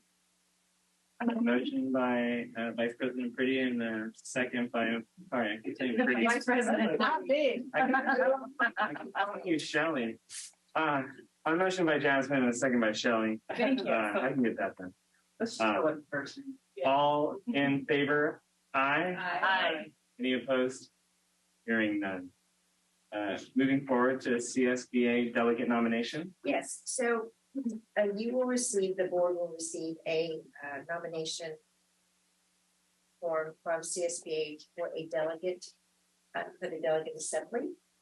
And so I bring this forward to see if there is any interest in a nomination to submit to CSBA or someone to represent our region for the delegate assembly. Just a little context for those new to the board. I feel like the two prior chances we've had to vote on it. It's always been a chance to nominate and nobody nominates. And then like 2 months from now, we get nobody was nominated. Do you want to nominate someone for the fill-in? And so I hope one of you would be interested in being a delegate to CSBA, which is who hosted the conference and does so much for the school boards. So maybe we can skip all that and have some representation to that organization. Is anyone interested in that? We're all speaking up. They like it a lot. Nobody wants it. You don't want to do this. I mean, I would do it, but I thought maybe someone else would want to, but I guess nobody else wants to. No one? No. I volunteered and then I volunteered myself out the first year and I felt really bad, so I will not volunteer this year. Well, if no one else would be interested, someone would make. I'll nominate Nicola Roscoe. Been back nominated. That was a double second. Shelley and a second by mostly everyone else. Yeah, who's the second, right? I heard Greg loud. Yes. You could say that I was a second. Okay. Sure. Get him on the minutes. All those in favor? Aye. Any opposed? Okay. Moving forward to student attendance calendar. Yes. Good evening. Every fall, we bring a student calendar to the board for approval, so that we can get that out to our families and they can begin to plan for next year. So you have a copy there of the calendars. This did go before a calendar committee, including staff and parents. Can I ask what the input was? The input was that they liked both. Last year we had changed, we went from the 3 weeks at winter break to 2 weeks and added a February week. This year, the input was that they like to have both of those breaks and a slightly shorter summer. So that is reflected in this calendar. So that this moving forward, we have 3 weeks at winter break and keep the February break. And I asked today, do you know if membership was surveyed? Do you know? Not surveyed, but there was a large group on the committee. And it really was teachers that had the parents really like the 3 weeks at winter. Teachers like the 3 weeks at winter, but they also like. But we wouldn't know if the membership of both unions were surveyed. No, they weren't surveyed. And we had a calendar committee with both representatives from both groups on there. No, we did not survey. Okay. They may have surveyed. They may have, but we don't. Yeah, we wouldn't know. But I have one question because I looked at this, and I have a different. I'm not the only one, but I looked at this and I thought, okay, teaching or going to school, and it looked like to me it was a really, really long stretch. Okay, so you get back after a 3 week winter break. Fine, then you have MLK, then you go a few weeks, and then you've got another week off. And I'm just thinking about getting kids back into learning and then having another, because that few days right before break, it's kind of crazy. And then you just get back from that, and then you have a 3-day weekend in March after you've just come off of got a 3 week break, then a 1 week break, and then you have your PD day in March where it's a student non-attendance day. And then if you get down to April, where you finally get to spring break, from the 8th of April all the way to basically the end of the school year, other than just Memorial Day, you've got a huge long stretch. And I was just wondering if there was a way that PD day could be moved to a later date in April, so that it would maybe break up that long stretch. Well, that's not a break for who? Well, it's a break for the students. So in terms of breaks, what you have in the fall is much longer than you have spring break. In the spring, you have 2 breaks in the spring semester. The longer fall is in the fall, if we're gonna. But yes, anything can be changed. But it went to the calendar committee, and the calendar committee had input. If we want to take it back to the committee again, we can certainly do that. Can I make a comment? So to piggyback off of what Shelley's saying, in April and May, that's really when you have your SBAC testing, you have your all the AP testing and all that. So I can see there being a benefit for students to have another 3-day weekend to reset. I can see that by moving the PD later. The question that I would have is, I know that some have talked about, well, PD is a whole nother issue, but the ability to be able to review maybe things that they're practicing in class. I know PLCs are huge, things like that. Is that too late in the year to maybe go over or have training if it's in April? That's just a question, one that I just want to know if it is or if it's not. And the other question that I have is, I do agree that there is a long stretch within September, October.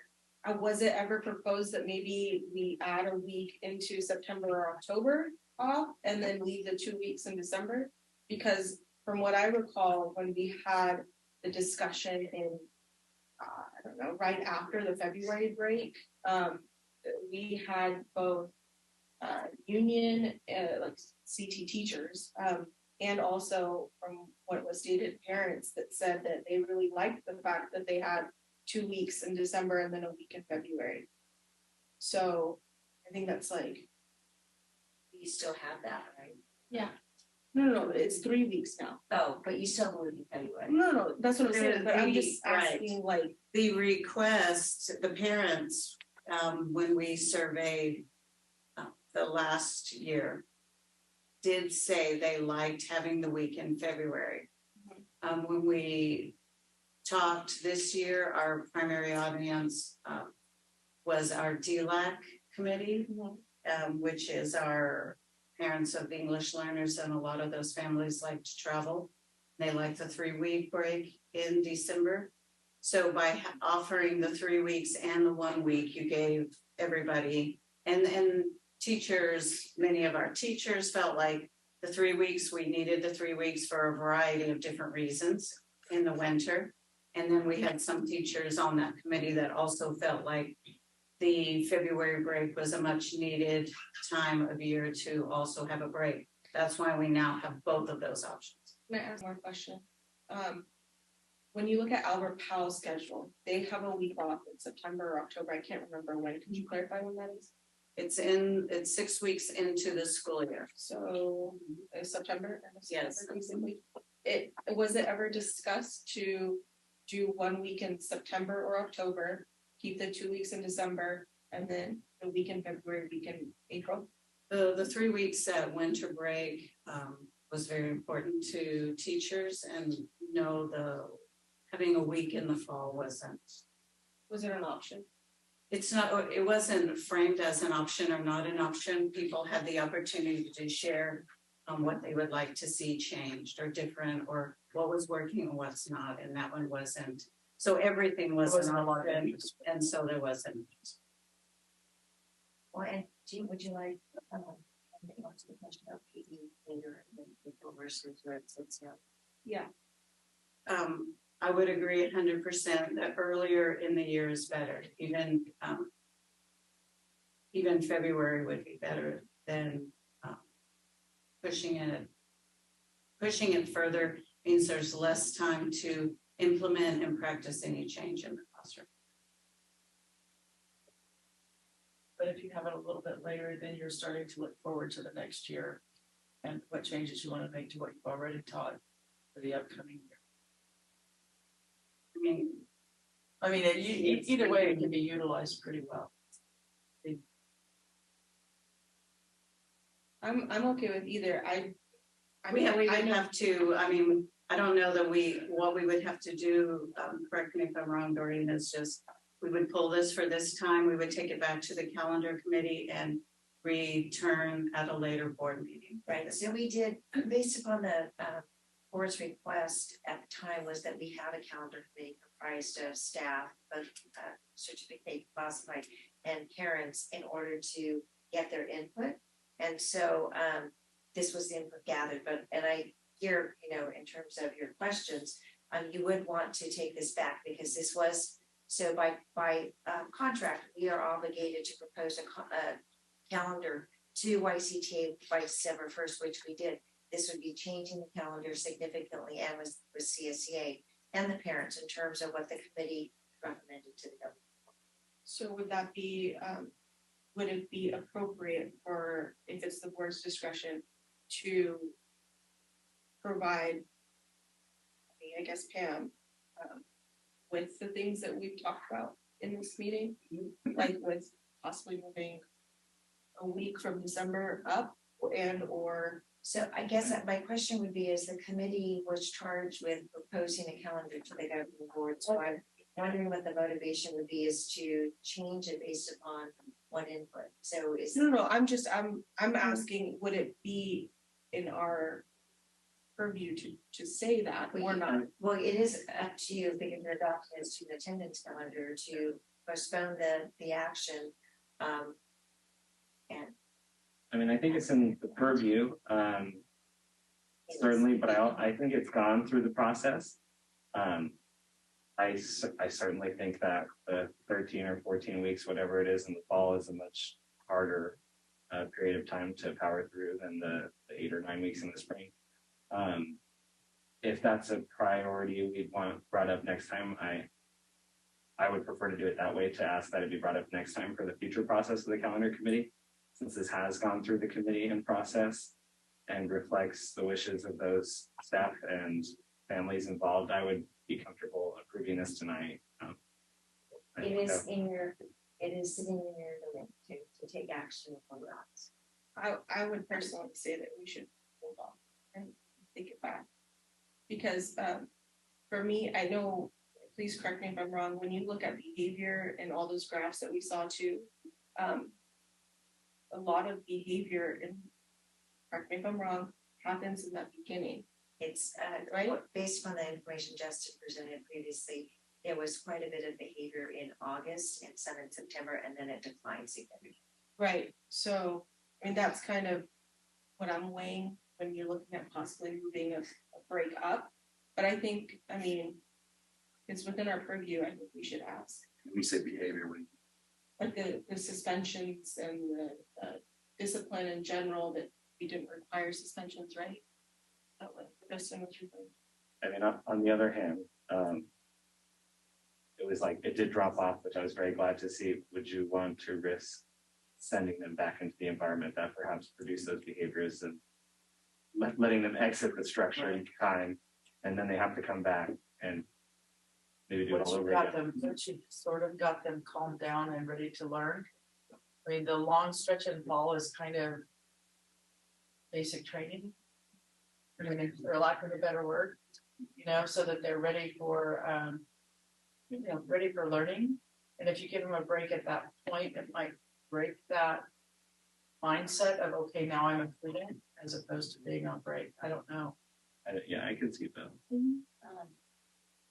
But all of this was open to the parents and the teachers and classified, correct? Who were not classified, certified, right? Classified, certified. They were all involved in that process, right? Yeah. So they were, none of this is new information, or is it? No. Okay. This is a calendar actually designed by the calendar committee, comprised of those three groups, partners. Core groups. Oh, I like that. Educational partners. We're not, let's say stakeholders. We're not. That's the new word. I was supposed to use the wrong. Oh man, I'll look for that in the board policy. I would ask for a motion on the item either way. You're scary. I make a motion that we take this back. We send it back to the calendar committee. You have to take action on what's. I mean, it would make more sense to do it in the affirmative. Or you don't. It gets a little convoluted. Sorry. Doing it in the affirmative, yeah. I make a motion to approve the calendar as written. I'll second it. All right, should we do a roll call vote? Member Cielo? Yes. Member Johnny? No. Member Carr? Yes. Member Lamb? Yes. Member Roscoe, Yes. Member Pretty. Yes. Member Quilty, Yes. thank you. Moving on to item 12D, media furniture, grades 6 to 8 implementation. So tonight we have a video to share with you to show some of the work that's being done in the classrooms, information from our staff. So Chris, if you could run the video and then we can talk about any questions you have about it.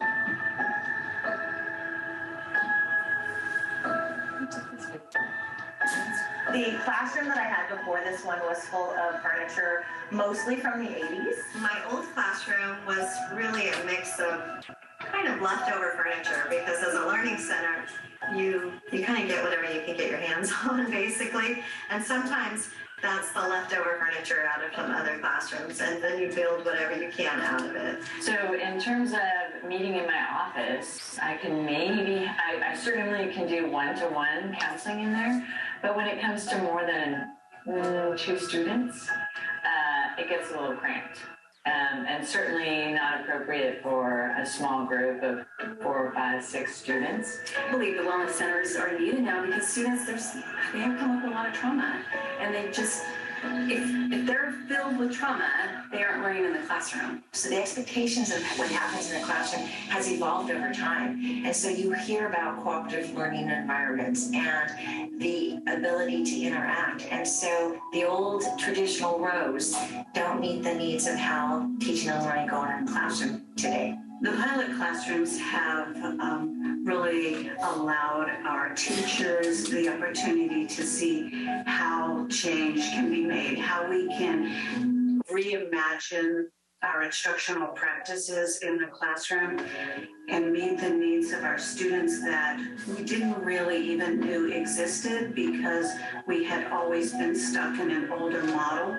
With this new environment, teachers see hundreds of opportunities to rethink what they do on a daily basis and how they use the actual foundational pieces of their classroom, their furniture, to improve the way they offer instruction to students. So I'm TK through 5th grade in this one room, so I needed different size furniture for the children. Instead of the children coming in and having to adjust to all the same size, I now have a K1 area, a 2-3 area, and a 4-5 area, all adjusted to those children's sizes. So when you do design for the average, you're really not designing for anybody. So having these options for seating, giving the kids more agency in where they sit and how they arrange their classroom and what their learning environment is, that helps them out a lot in just wanting to be there. The options that the furniture have, the students like, it's not your traditional classroom where they come in, they sit at a desk with a chair.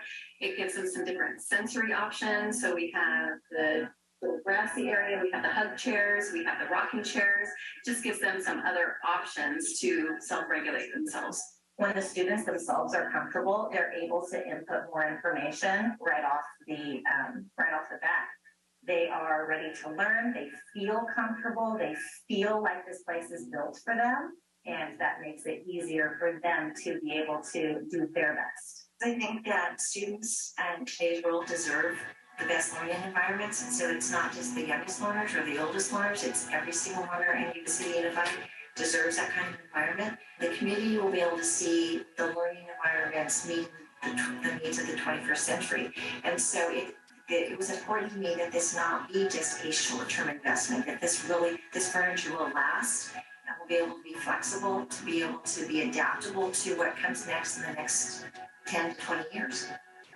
Having brand new furniture and having things that were created with them in mind is so empowering, and it's so impactful to who they are and who they will become.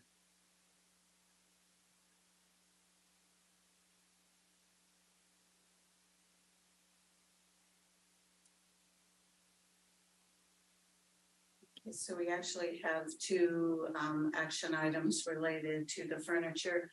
This summer, over winter break, we will have 3 through 5 will receive their new furniture, and then in the summer, grades 1 and 2 and 6 through 8 will receive theirs. So what we have right now, the action items tonight, are around those upcoming changes for the summer. This spring, we will begin the work on the discussion and the planning for our high schools, and their pilots will take place beginning in the fall. Okay. Can I go first? All right, so I've actually asked some really specific questions, okay, because I've heard from several teachers that are anti your whole video.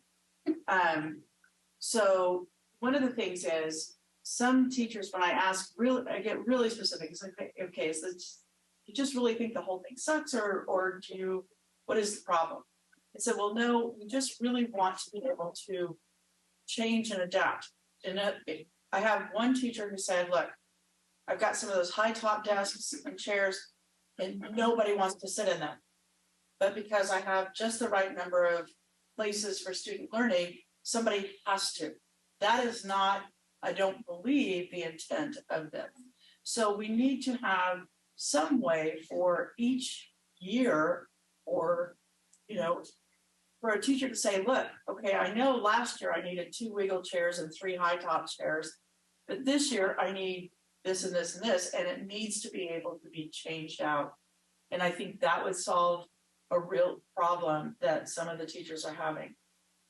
As far as the high school, good luck. I have heard I have not heard one person who is looking forward to this, and the teachers who have contacted me about this.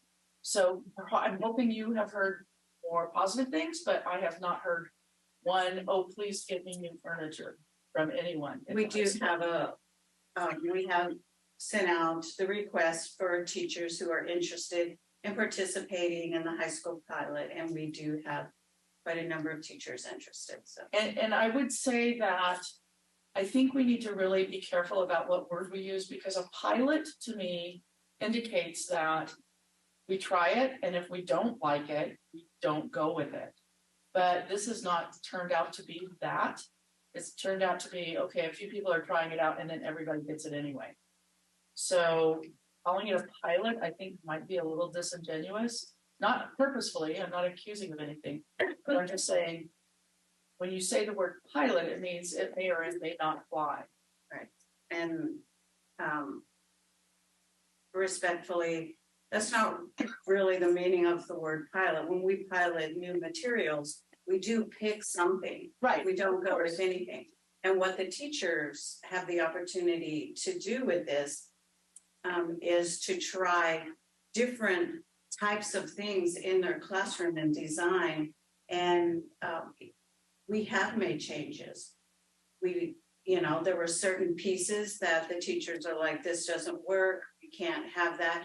They were able to choose, like you saw in the wellness center, the chairs, the like cafe style, and there is the high top. And those were chosen by those teams as something that's appropriate for that grade level. And I'm surprised that the high top tables are generally the ones the kids want to go to first. So, but, I guess that can vary classroom to classroom. But the teachers did design based on a number of different choices. And I agree with that. I just, I'm just reporting that constituents are contacting me and saying this is our objections to it. So, and one of the things too is Brian Wimmer, who's been working with the teachers closely, just came back to do a walkthrough. And I go through every one of the classrooms also that for the private teachers.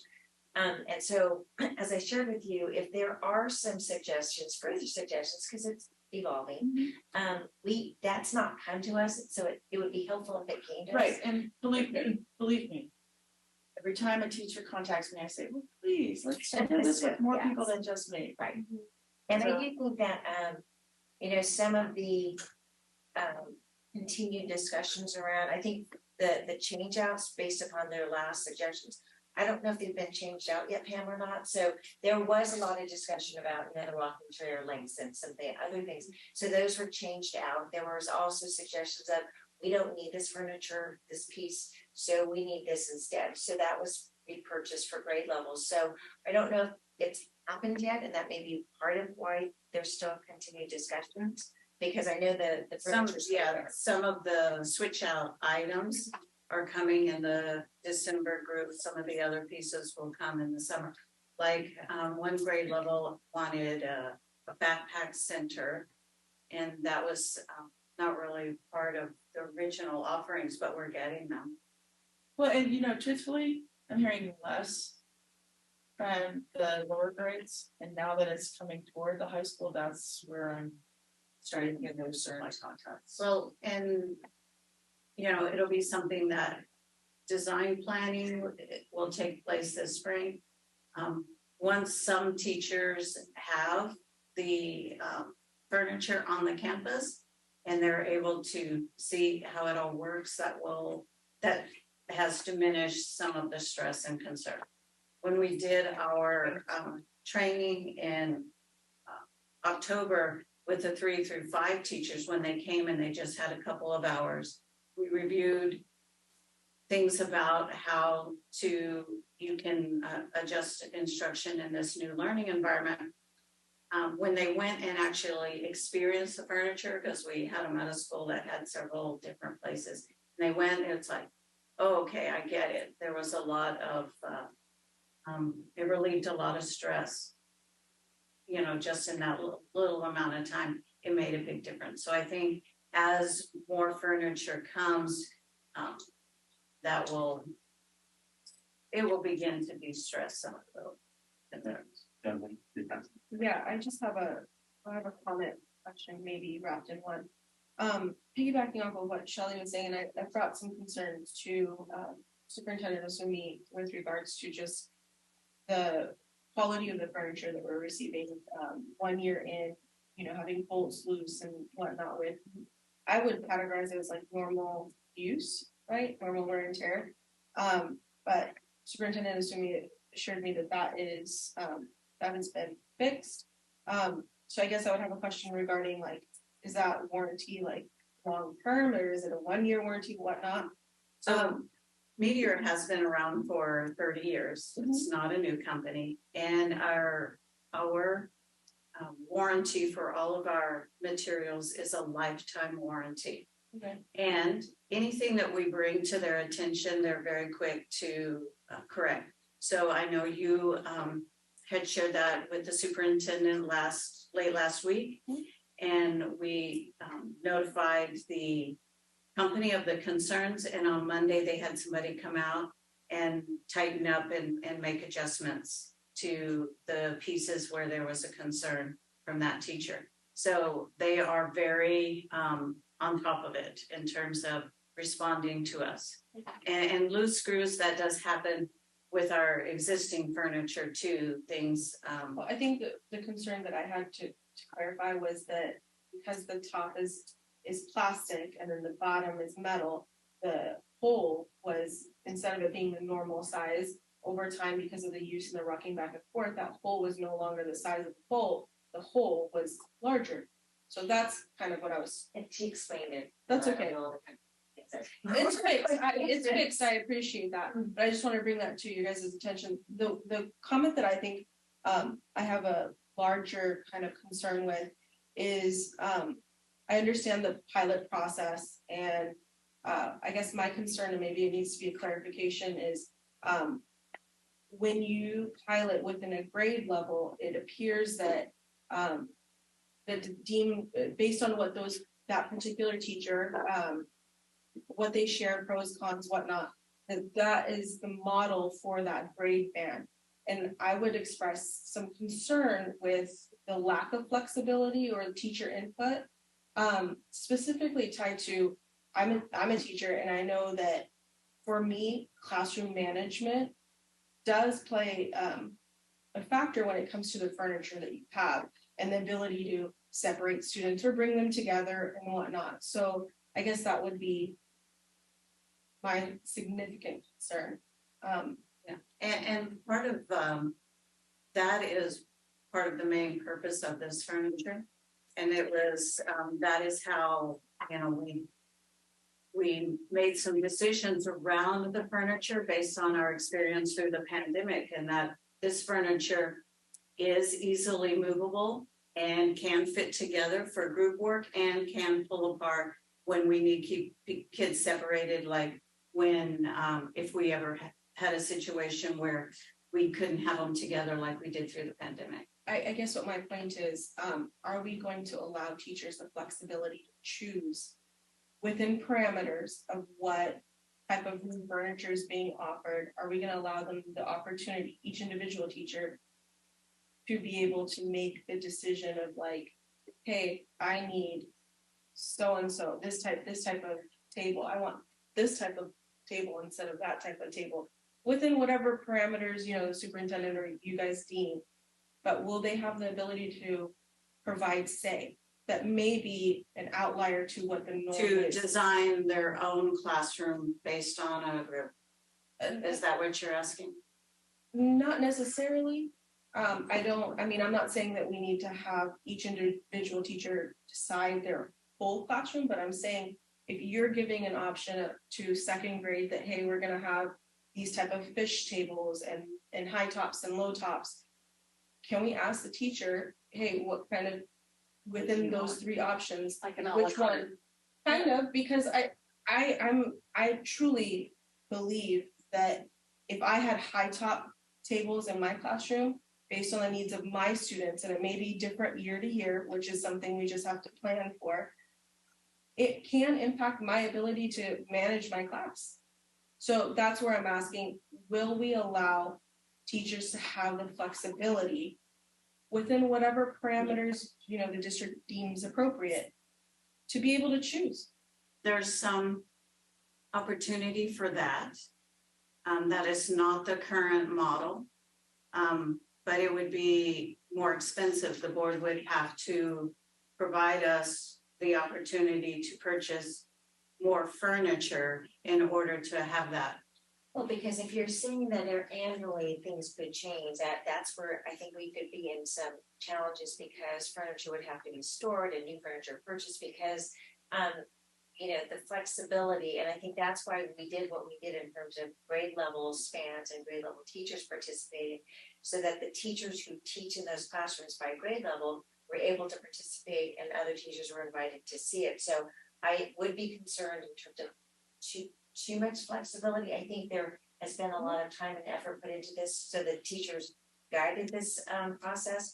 And so again, you know, generally when you walk into a classroom, you're not necessarily the teacher. You don't get a choice of the furniture you're getting. It's furniture you have. I think the teachers have been, there is some flexibility because there are some choices, and some teachers will say, I don't want one of those, so don't get me one of those. So there is some flexibility, but if we go down this road of every year they're going to change out, then we are talking about a very costly process. Can I just make one clarifying comment? Sorry. And within, when I say within reason or within your parameters, it could be, I'm just going to use two examples. You have regular size tables and you have high tops. Maybe second grade, you're like, okay, every classroom is allocated to high tops and then the rest are regular. I'm just asking that we allow flexibility for that teacher that says that I don't think I'll be able to manage my classroom to the best of my ability. If I have high tops, can I just stick with a normal height? That may be one example. I'm not saying, yeah, you know. Do you have a question or comment, Kirsten? Yes, so I have a point of clarification. This is on our action items, correct? Mm-hmm. So we're voting on whether or not to implement the grade 6 through 8. Is that correct? That will be our vote when we vote, whether or not we implement the furniture. Is this one for Exactly. grades, and then there's one for Yeah, you're First it fixed the voting, and second you're is approving the purchase of the. And thereby the implementation, right? Because you can't implement what you don't have. I'm just asking, because I'm totally, you know, furniture newbie here. And I gotta say, when I watched the video, like when they said, you know, this stuff is from the 80s, the part of me went, that's awesome. Like 40 years and we've got this furniture, like it's still solid, right? In an age where fewer and fewer things are lasting so long that you could see your children and grandchildren using it, just, you know. So of course, my question as I'm looking at this furniture, which looks, you know, hip and cool and modern, is will the board sitting here 40 years from now also be looking at that furniture and saying it's still solid? Because we got to think, Greg laughing me. We got to think of not today. And I get it. Walking into a new room with new furniture gives me all the chills, right? And we all love that. But we're not here to decide what's right for today. We have to think of the long-term effects, especially putting in this investment in it. And I hesitate to approve if there isn't individual buy-in from the teachers, because I'd never walk into your house and be like, okay, you've got to have an easy chair over here, and then I want you to have this over there. I mean, that would be completely narcissistic, right? Am I using that correctly? I think so. Thank you. So I feel like no matter if there's this is the part where I'm new at this, and I understand you've already gone through we're going to have one teacher, I'm not going to use pilot, but from what I understand, we're going to have a couple of teachers try it before everybody else has to have it, right? That's already occurred. That's already occurred for all the grade levels we're talking about. For the elementary. Correct. All the way up through 8? Yes. Okay, so then you've already said you have to have this grade TK through 8. That's already been voted. Then Seen it the other way around. There's already been input, right, from all the. Correct. okay, Yeah. from every single teacher who's going to be Yes. So what we using it. did was, Okay. how we did this, because you can't pilot with the entire district, because then it's basically you're handing them something. So Right. basically, we asked for applications for teachers who want to participate in the pilot to try new furniture that met the teaching and learning that occurs in classrooms today. And we had teachers from every grade level participate, including counselors, and then they piloted. They provided feedback. They said this didn't work. We don't really need this.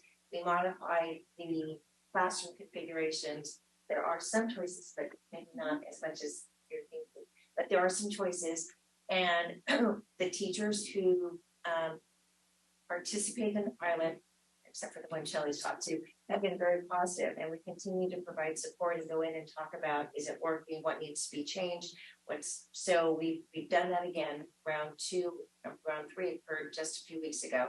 So this was something that was brought to the board as we're going to pilot this. And I understand, because so when she says 80, that's the style of furniture. We've had to replace that furniture, full classrooms, because kids were getting pinched. So I understand your concern, but teaching and learning that occurred 40 years ago is not the teaching and learning that happens in classrooms. That's why the movable furniture, so kids can collaborate, kids can move apart. So that's the movement towards what classrooms should look like in terms of teaching and learning today. So we were very strategic. Again, we let this be teacher-led, because I didn't want to be accused. I didn't want Pam to be accused of, we just handed them a bunch of furniture, because that's what we've done in the past. Everyone got the same kind of furniture. They were in rows, or you could put them together. And teachers, frankly, were starting to buy their own types of things to make flexible classrooms. So they were going to yard sales, and so I was walking into. There's nothing wrong with yard sales. I was walking into created, class seats that were higher and desks that were lower. And I thought they're trying to create what we can provide to them with one-time money. Okay, so if I'm hearing you correctly, so what I heard you say was that every classroom, TK through 8th grade, all the teachers have seen the pilot and have buy-in and are totally on board with this. So if you're asking me, is there 100%? I can't ever guarantee 100%. No, that wouldn't be on anything, on any subject. Yeah. No, you never need that. But the teachers who pilot it and the teachers who are seeing it and touched it and now are excited they're getting it, Not 100%, because that would never happen. I believe there are probably those who are more traditional, who are more comfortable, who don't like change, that are probably having some anxiety and stress. Even our pilot teachers, when we went into this, it was a little stressful for them.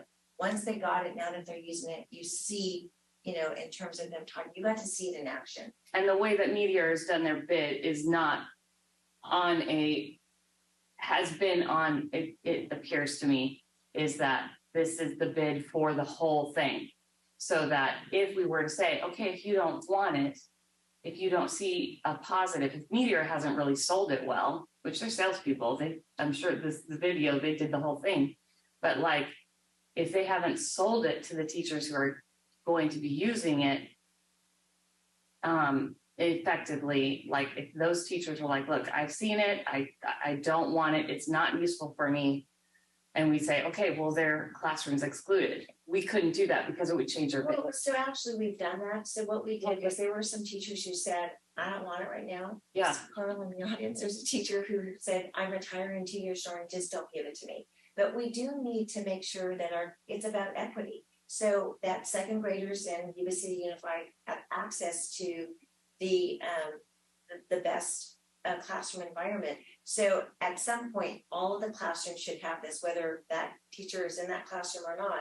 But we bypassed. There are some teachers who said, I'm out for this year, I'm ready next year. So we did give them that opportunity with much criticism that, you know, why don't I just make them? I didn't want to get into that fight. So Carl's a perfect example. He's retiring. He said, I get it, it's great, but I don't want it. So he's not getting it in this go around. Thank you for that information. I appreciate it. Sorry. That's okay. It's hard to bring up the newbies. You're brand new, so.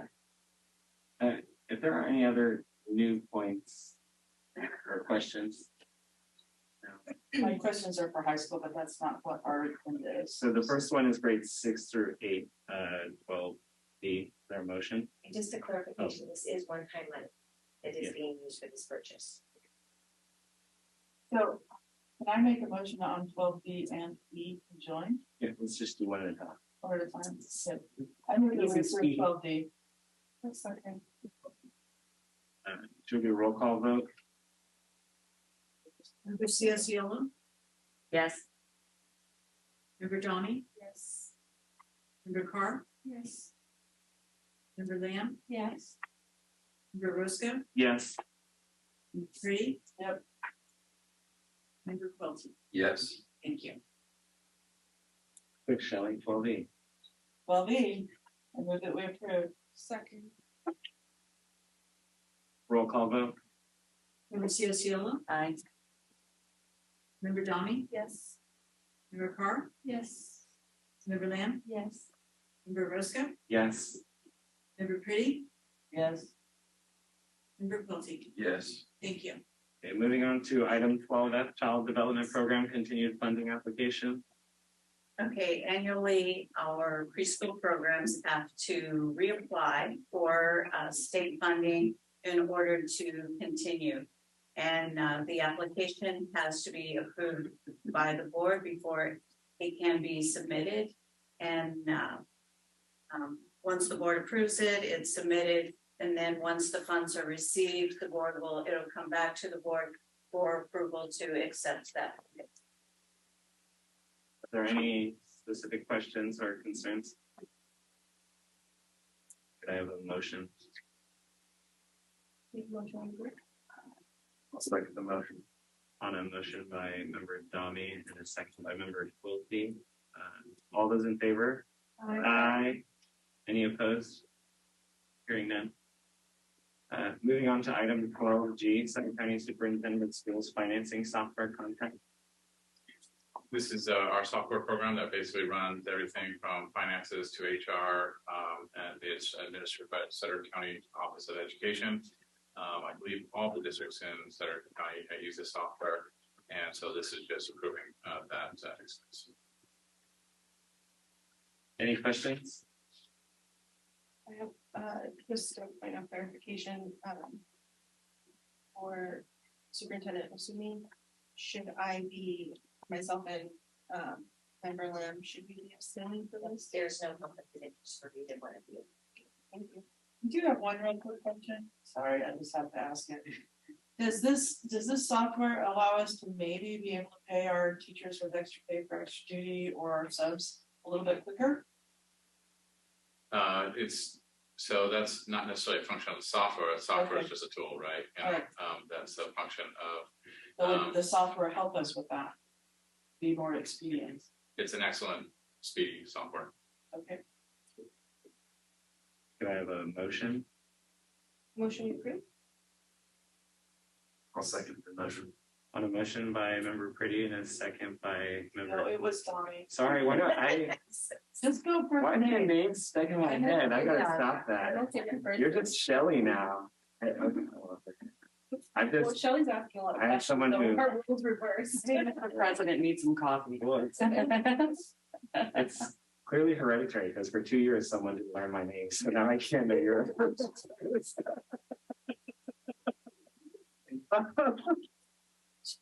That was. A motion by Jasmine and a second by Craig. All those in favor? Aye. All right, moving forward to 12H, joint use agreement between Yuba City Unified and the city of Yuba City. Yeah, so this is formalizing basically, I would say, a unwritten agreement that we've had for some time. And so essentially, the Department of Recs department runs a lot of programs, youth-related sports programs, and uses our facilities. We don't have a pool for our high school team, so we're able to use the Gaucher Aquatic Park. This formalizes what we have already been doing. So it's what I would say is a win-win for the city and for the district. Would it have been possible to, so the agreement as it sits is that they allow us to use the park, the water park, or just the swim team? Then we give them access to all the facilities, That is, basically? yeah, that's accurate. And also we have to build a pool and maintain a pool, which is god awful. I'm sure. Do they also provide us like some sort of break when we have the end of the year, fun activities for schools to go to the park? Great question. I just want to sweeten the the deal. a little bit. answer to that, I think. I don't know that off the top of my head. Okay. I could look into it and report back to the board. Okay. I make a motion to approve. There's no other questions or comments. Yes, I have a question. So they're using our facilities, right? In favor, what facilities of ours are these? Mostly fields and gyms and MPR, multi-purpose rooms. Basketball and soccer, I think, are the mains. And maybe I don't know if they do. Little kid football. Yeah, I mean, there's more to it. So fields and gyms are what they're using. Yeah, they're most of our students, anyways. Mostly all our students. For most of our kids. Yeah. They haven't been using it recently, right? It's been a couple of years now. No, they've been using it. I don't know when they started, but since I've been here, they've been Yeah. using The youth basketball program, the youth, all that kind of stuff. They use the I thought they gyms. did. They've been on. Okay. Thank you. Any other questions? Make a motion to approve. Second. All right, on a motion by member Domi and a second by member Ciociola. All those in favor? Aye. Any opposed? Okay, hearing none. Moving forward to 12I, approval of Berry roofing installation contract and materials purchase. So lucky you, the rest of these are all directed towards me. This one is a roofing installation contract. And it's, if you have any questions, let me know. I also painfully made my director of maintenance and operations stay in this meeting, and he's out in the audience there, waiting patiently. If there's any additional questions, you can answer. And for this one, I do not. Okay. If there's no questions, could there be a motion? I'll make a motion to approve. Second. A motion by member Quilty and a second by member Domi. All those in favor? Aye. Any opposed? Hearing none. Okay, 12J. Additional roof work, link crest, and if there's any questions, I'll put out the bid and. Any questions? And we approved 12J. Second. A motion by member Pretty and a second by member Dami. All those in favor? Aye. Any opposed? Hearing none, moving forward to 12K. Same for Park Avenue, roofs, repairs. I presume no question. We All second. A motion by member Dami and a second by member. Man, he's on fire tonight. All those in favor? Aye. Any opposed? Hearing none. All right, moving forward to 12L, approval of furniture donation resolution and agreement. So 12L, so this, I'll tell you this is a little bit of a pivot. And so we originally had it approved that, so we need to do something with the furniture is leaving our campus due to the new furniture coming on. And originally there was a process that we were going to ship it to Mexico. I don't know exactly what the organization was, but we were going to have to, pay for the Connex boxes, the shipping, and all that kind of stuff. And I forget the dollar amount, but it was significant. That fell through, and then another organization stepped up and said they'd take it, no shipping cost whatsoever.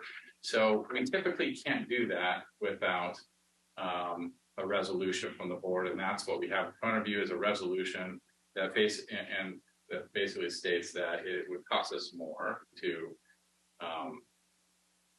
sell it or deliver it or that, this furniture that is 40, 50 years old, to dispose of it. And so this board resolution will allow us to donate it to this organization.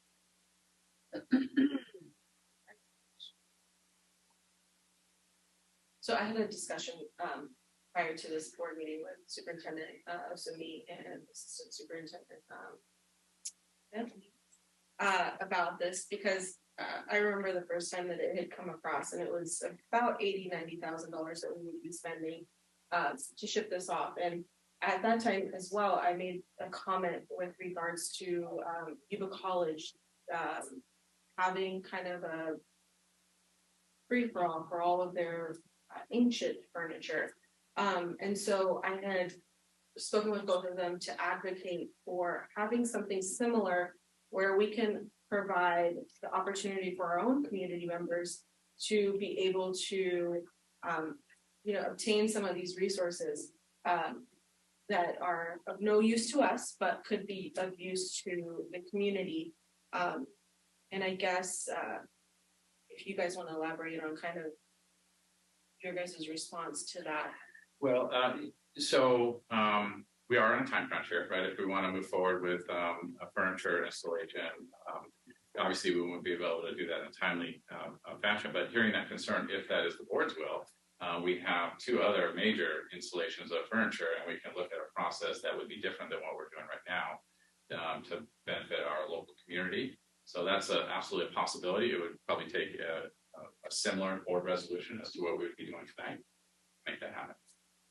I recall when I was a student, I think there was a time where they were changing computers and there was like a questionnaire sent home about whether you would benefit from taking a computer home.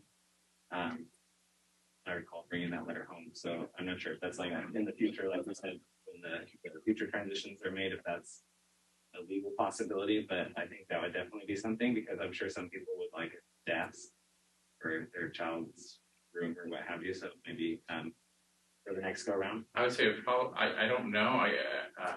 We could look into that. Yeah. I would say probably a more practical way would be to say, who can take 1,000 desks? Well, there would be no way to maybe, I don't know, have you go come and say, I really just give it away. I mean, so an individual person doesn't have to take 1,000 desks. I mean, that's a little hyperbole, but perhaps, I really could use I could really use a bookcase and a desk for my child or my children to have a study area in my home. And I just don't have the resources for that. So there's, your typical options are to sell it, right? So that this is taxpayer assets, right? So, so districts can't typically donate, right? But we can. I mean, I don't. To be honest with you, I'm not fully versed on all what we can and can't do with this. So I think we can bring an attorney in to interpret.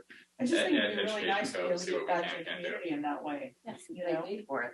Right, they have paid for it, so we couldn't sell it to them. They've already paid for it once. So I think it would just be really a really nice gesture for if community members needed it. There's a need out there, to definitely try and fill that need if we possibly can. And then what's left, maybe we can find some place to donate it to. After we offer it up to some of our community. I definitely don't care for the idea of us having to pay for it to be shipped somewhere else. That's not a good option. I don't like that option at all. But as far as if someone's willing to take it off our hands or give it back to the community in some way, shape, or form, that would be nice, because there are definitely some kids out there that are underprivileged, and I'm sure would like a desk home. Right, or other schools, or we could definitely work with other schools or government or agency. That's something we can do, but we typically can't give away property unless we. Again, this is where I need the attorneys to chime in. There obviously is a process because we're doing it right here, but this takes a unanimous vote from the board to make happen to give it away. So we'd have to do something. I think I'm planning here. I think we'd have to do something similar, some similar resolution like this to make something like that happen. And Scott, I think, just to clarify, sorry, we also mentioned something about possibly making a change to board policy if it contradicts with our board policy, or if there's nothing in our board policy at that time. We can look at it. A lot of board policy is just mandated by government code, so we don't change it. So, but we can look at options. Absolutely. Well, just a clarification. So from your agreement that I read, I saw in point 2, it says removal and delivery of property right is no later than January 31st, 2023 to be delivered to 24 Central Street, right? That's the plan to, if we vote on donating it to USA and Mexico Sister Cities Incorporated, correct? Based on page 503, all the way down there. It's 24 Central Street in Yuba City. Who would be doing that? Who would be taking 1,831 student desks and chairs and 61 teachers' desks and chairs to that location? District staff would take it to there, and then it'd be shipped from there to the organization. Okay, and so that would just be, there would be no fiscal impact of that, like they wouldn't need additional pay for this outside of the purview of this would be their normal duties and responsibilities. Okay. That's another question.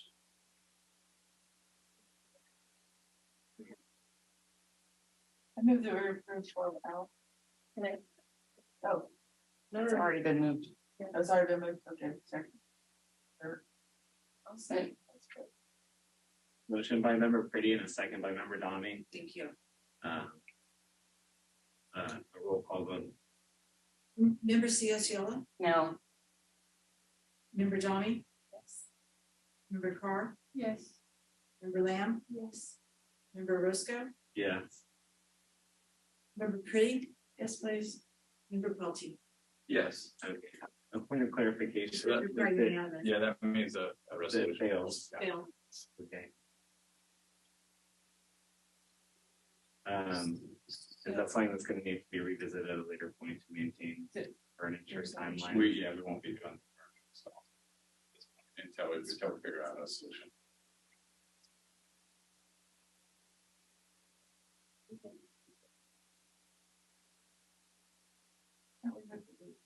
Still, it needs a unanimous vote. It has to be unanimous.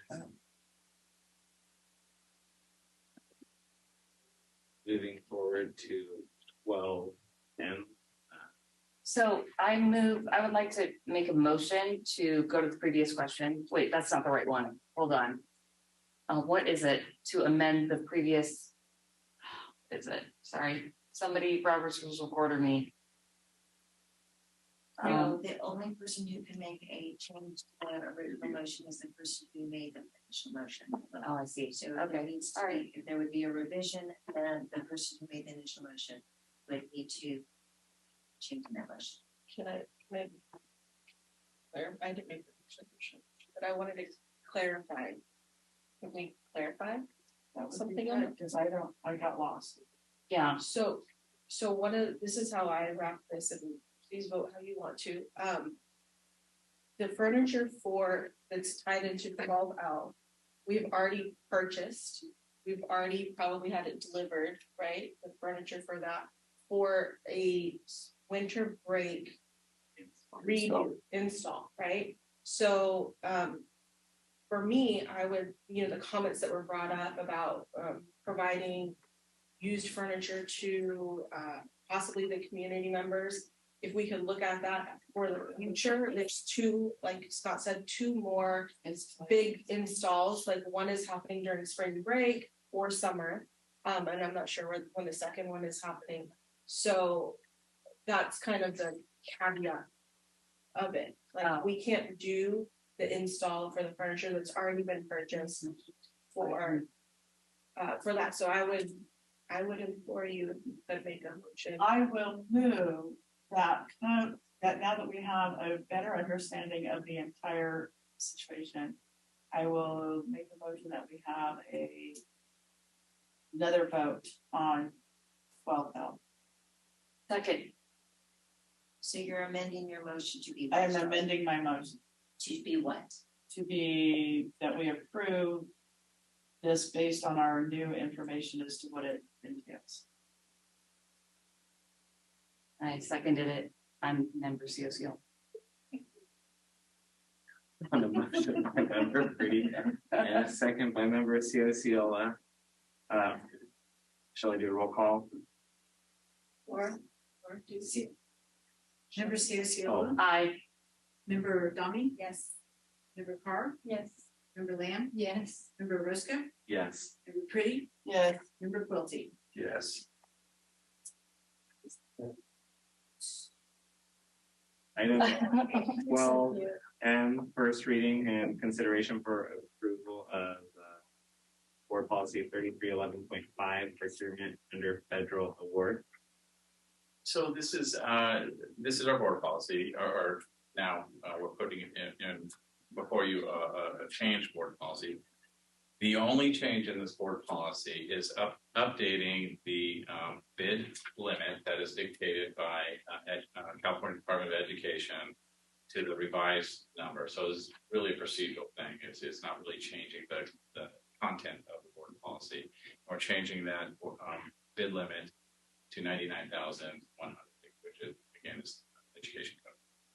So may I state that in order to implement this is your desire to implement as soon as possible, correct? Yes, this actually also kind of coincides with what we need to be doing, and so our auditors will take a look at this. So it would help us. So may I suggest if this is the desire of the board that the second reading of the board policy be waived, so that would be the first action. That's what you would like to do, and then take action on 12M. What was it previously? That's a great question. I think it's 92,600. National board policy. I think it's comes down. Yeah. Yeah, 92,600. Well, that's what it is. It's updated every year. Yeah. So first, unless there's further questions or comments, a motion to waive the second reading. Correct. I make a motion. Gotcha. On a motion by member Dunn and a second by member Ciociola. All those in favor? Aye. Any opposed? Hearing none. Then the next, I know it is getting late. The next motion then would be to actually approve it. I make a motion, we approve it. Well done. All right, on a motion by member Quilty and a second by member Domi to approve the policy. All those in favor? Aye. Any opposed? Hearing none. We have no request for public comment on closed closed session agenda items. We chased all. Yeah, We need to recess. yeah, I have one proposal. I don't know if it's appropriate, and it would strictly be are you interested? Whoa. Since we did move representation earlier, and we didn't distinguish representation comments, should we perhaps, would the board be okay if we allowed Mercedes to make her comment, so she doesn't have to sit out here for no reason while we're in closed session? You got chocolate. She totally can. Yes. That is awesome. Thank you very much. I appreciate that. Welcome new board members and returning board members and members of still there for you the rest of your term. I'm not sure where that goes. I'm Mercedes. Oh, I can take this off. I had a big room full of people, so I have to go around a lot of people. I'm Mercedes Geraldo, and I am the president of the Yuba-Sutter chapter of California School Employees Association, CSCA. You have your blue cups to remind you, and that was strategically placed a blue and gold Linder chocolates. So, not sure if they're the players you like, but they're blue and gold, so you know. I want to give kudos to Joe Villa and Kim Pincher. They're both great members of our staff and our team that have been around for a very long time. And, you know, eventually they're going to retire because they've been here a long time like me, and we're greatly going to miss them. Last meeting, I spoke to you about the para conference, and I think I sent out emails to probably Scott and to Cam and Liz Davitt. Is the para conference this year actually coincides with spring break, so I'm not sure how many members you would get to go, but it is April 4th through the 6th in Ontario. There is an early bird special for $149 if we get our applications in for January 31st. And after that, it goes up to $199. This is a great conference. CSCA puts on really the premier paraeducator conference in the country. We do have some people, special invites coming from other states and that sort of thing to attend. But it's not just for any particular paraeducator. It's not just for special ed. It's for any paraeducator, any support staff. We have campus supervisors that attend these because they're, you know, right there in the front lines dealing with students all the time. We have bus drivers, especially our special needs bus drivers. It's a great opportunity for them to learn.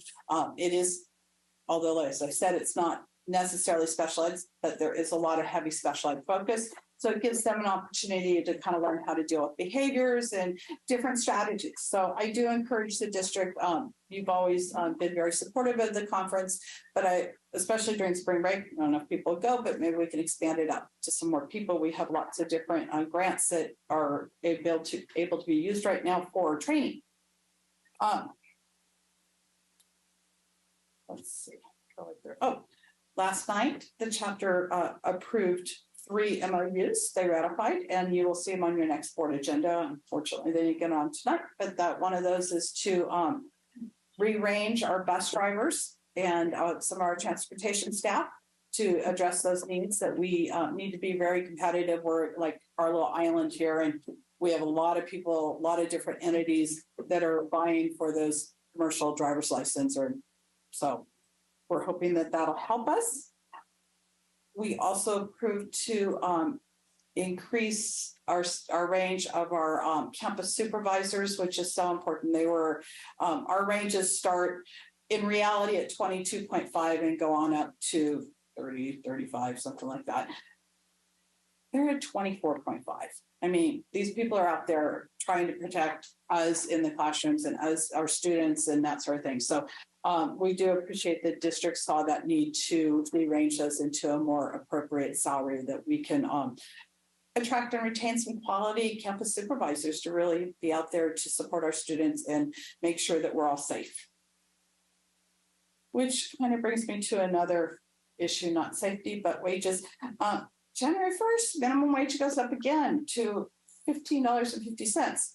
Our cafeteria workers are at range 22.5. It's our lowest range that it currently sit at $15.23 an hour as the starting wage. That is not a living wage. These employees tend to work just 3.5, 3.8 hours. So they don't get benefits or anything. And quite frankly, they can go to pretty much any fast food restaurant or any other restaurant in town and make more than that. So the I appreciate that the minimum wage is going up because nobody can live on $5 an hour, $10 an hour.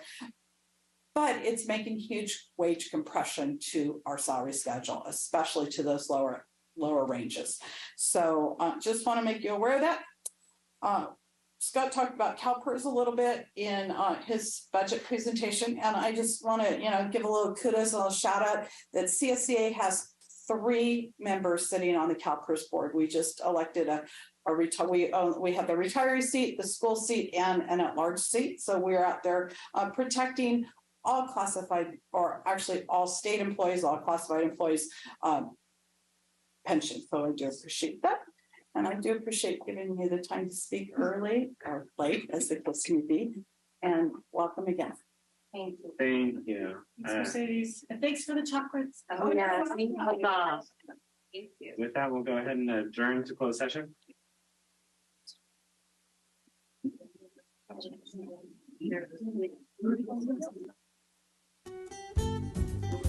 Yuba-Sutter.live's local government live streams are presented by Plumas Lake Self-Storage in Plumas Lake, where lifelong local residents are helping other residents keep things safe, providing indoor storage units, outdoor RV and vehicle parking,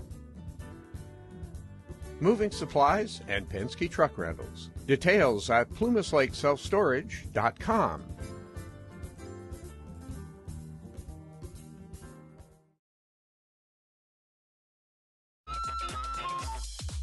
Skip's Marysville Music Cafe, with lessons, in person and personalized. Instruments including guitars and amps, horns, strings for instruments, and a myriad of music and sound equipment. Skip's Marysville Music Cafe.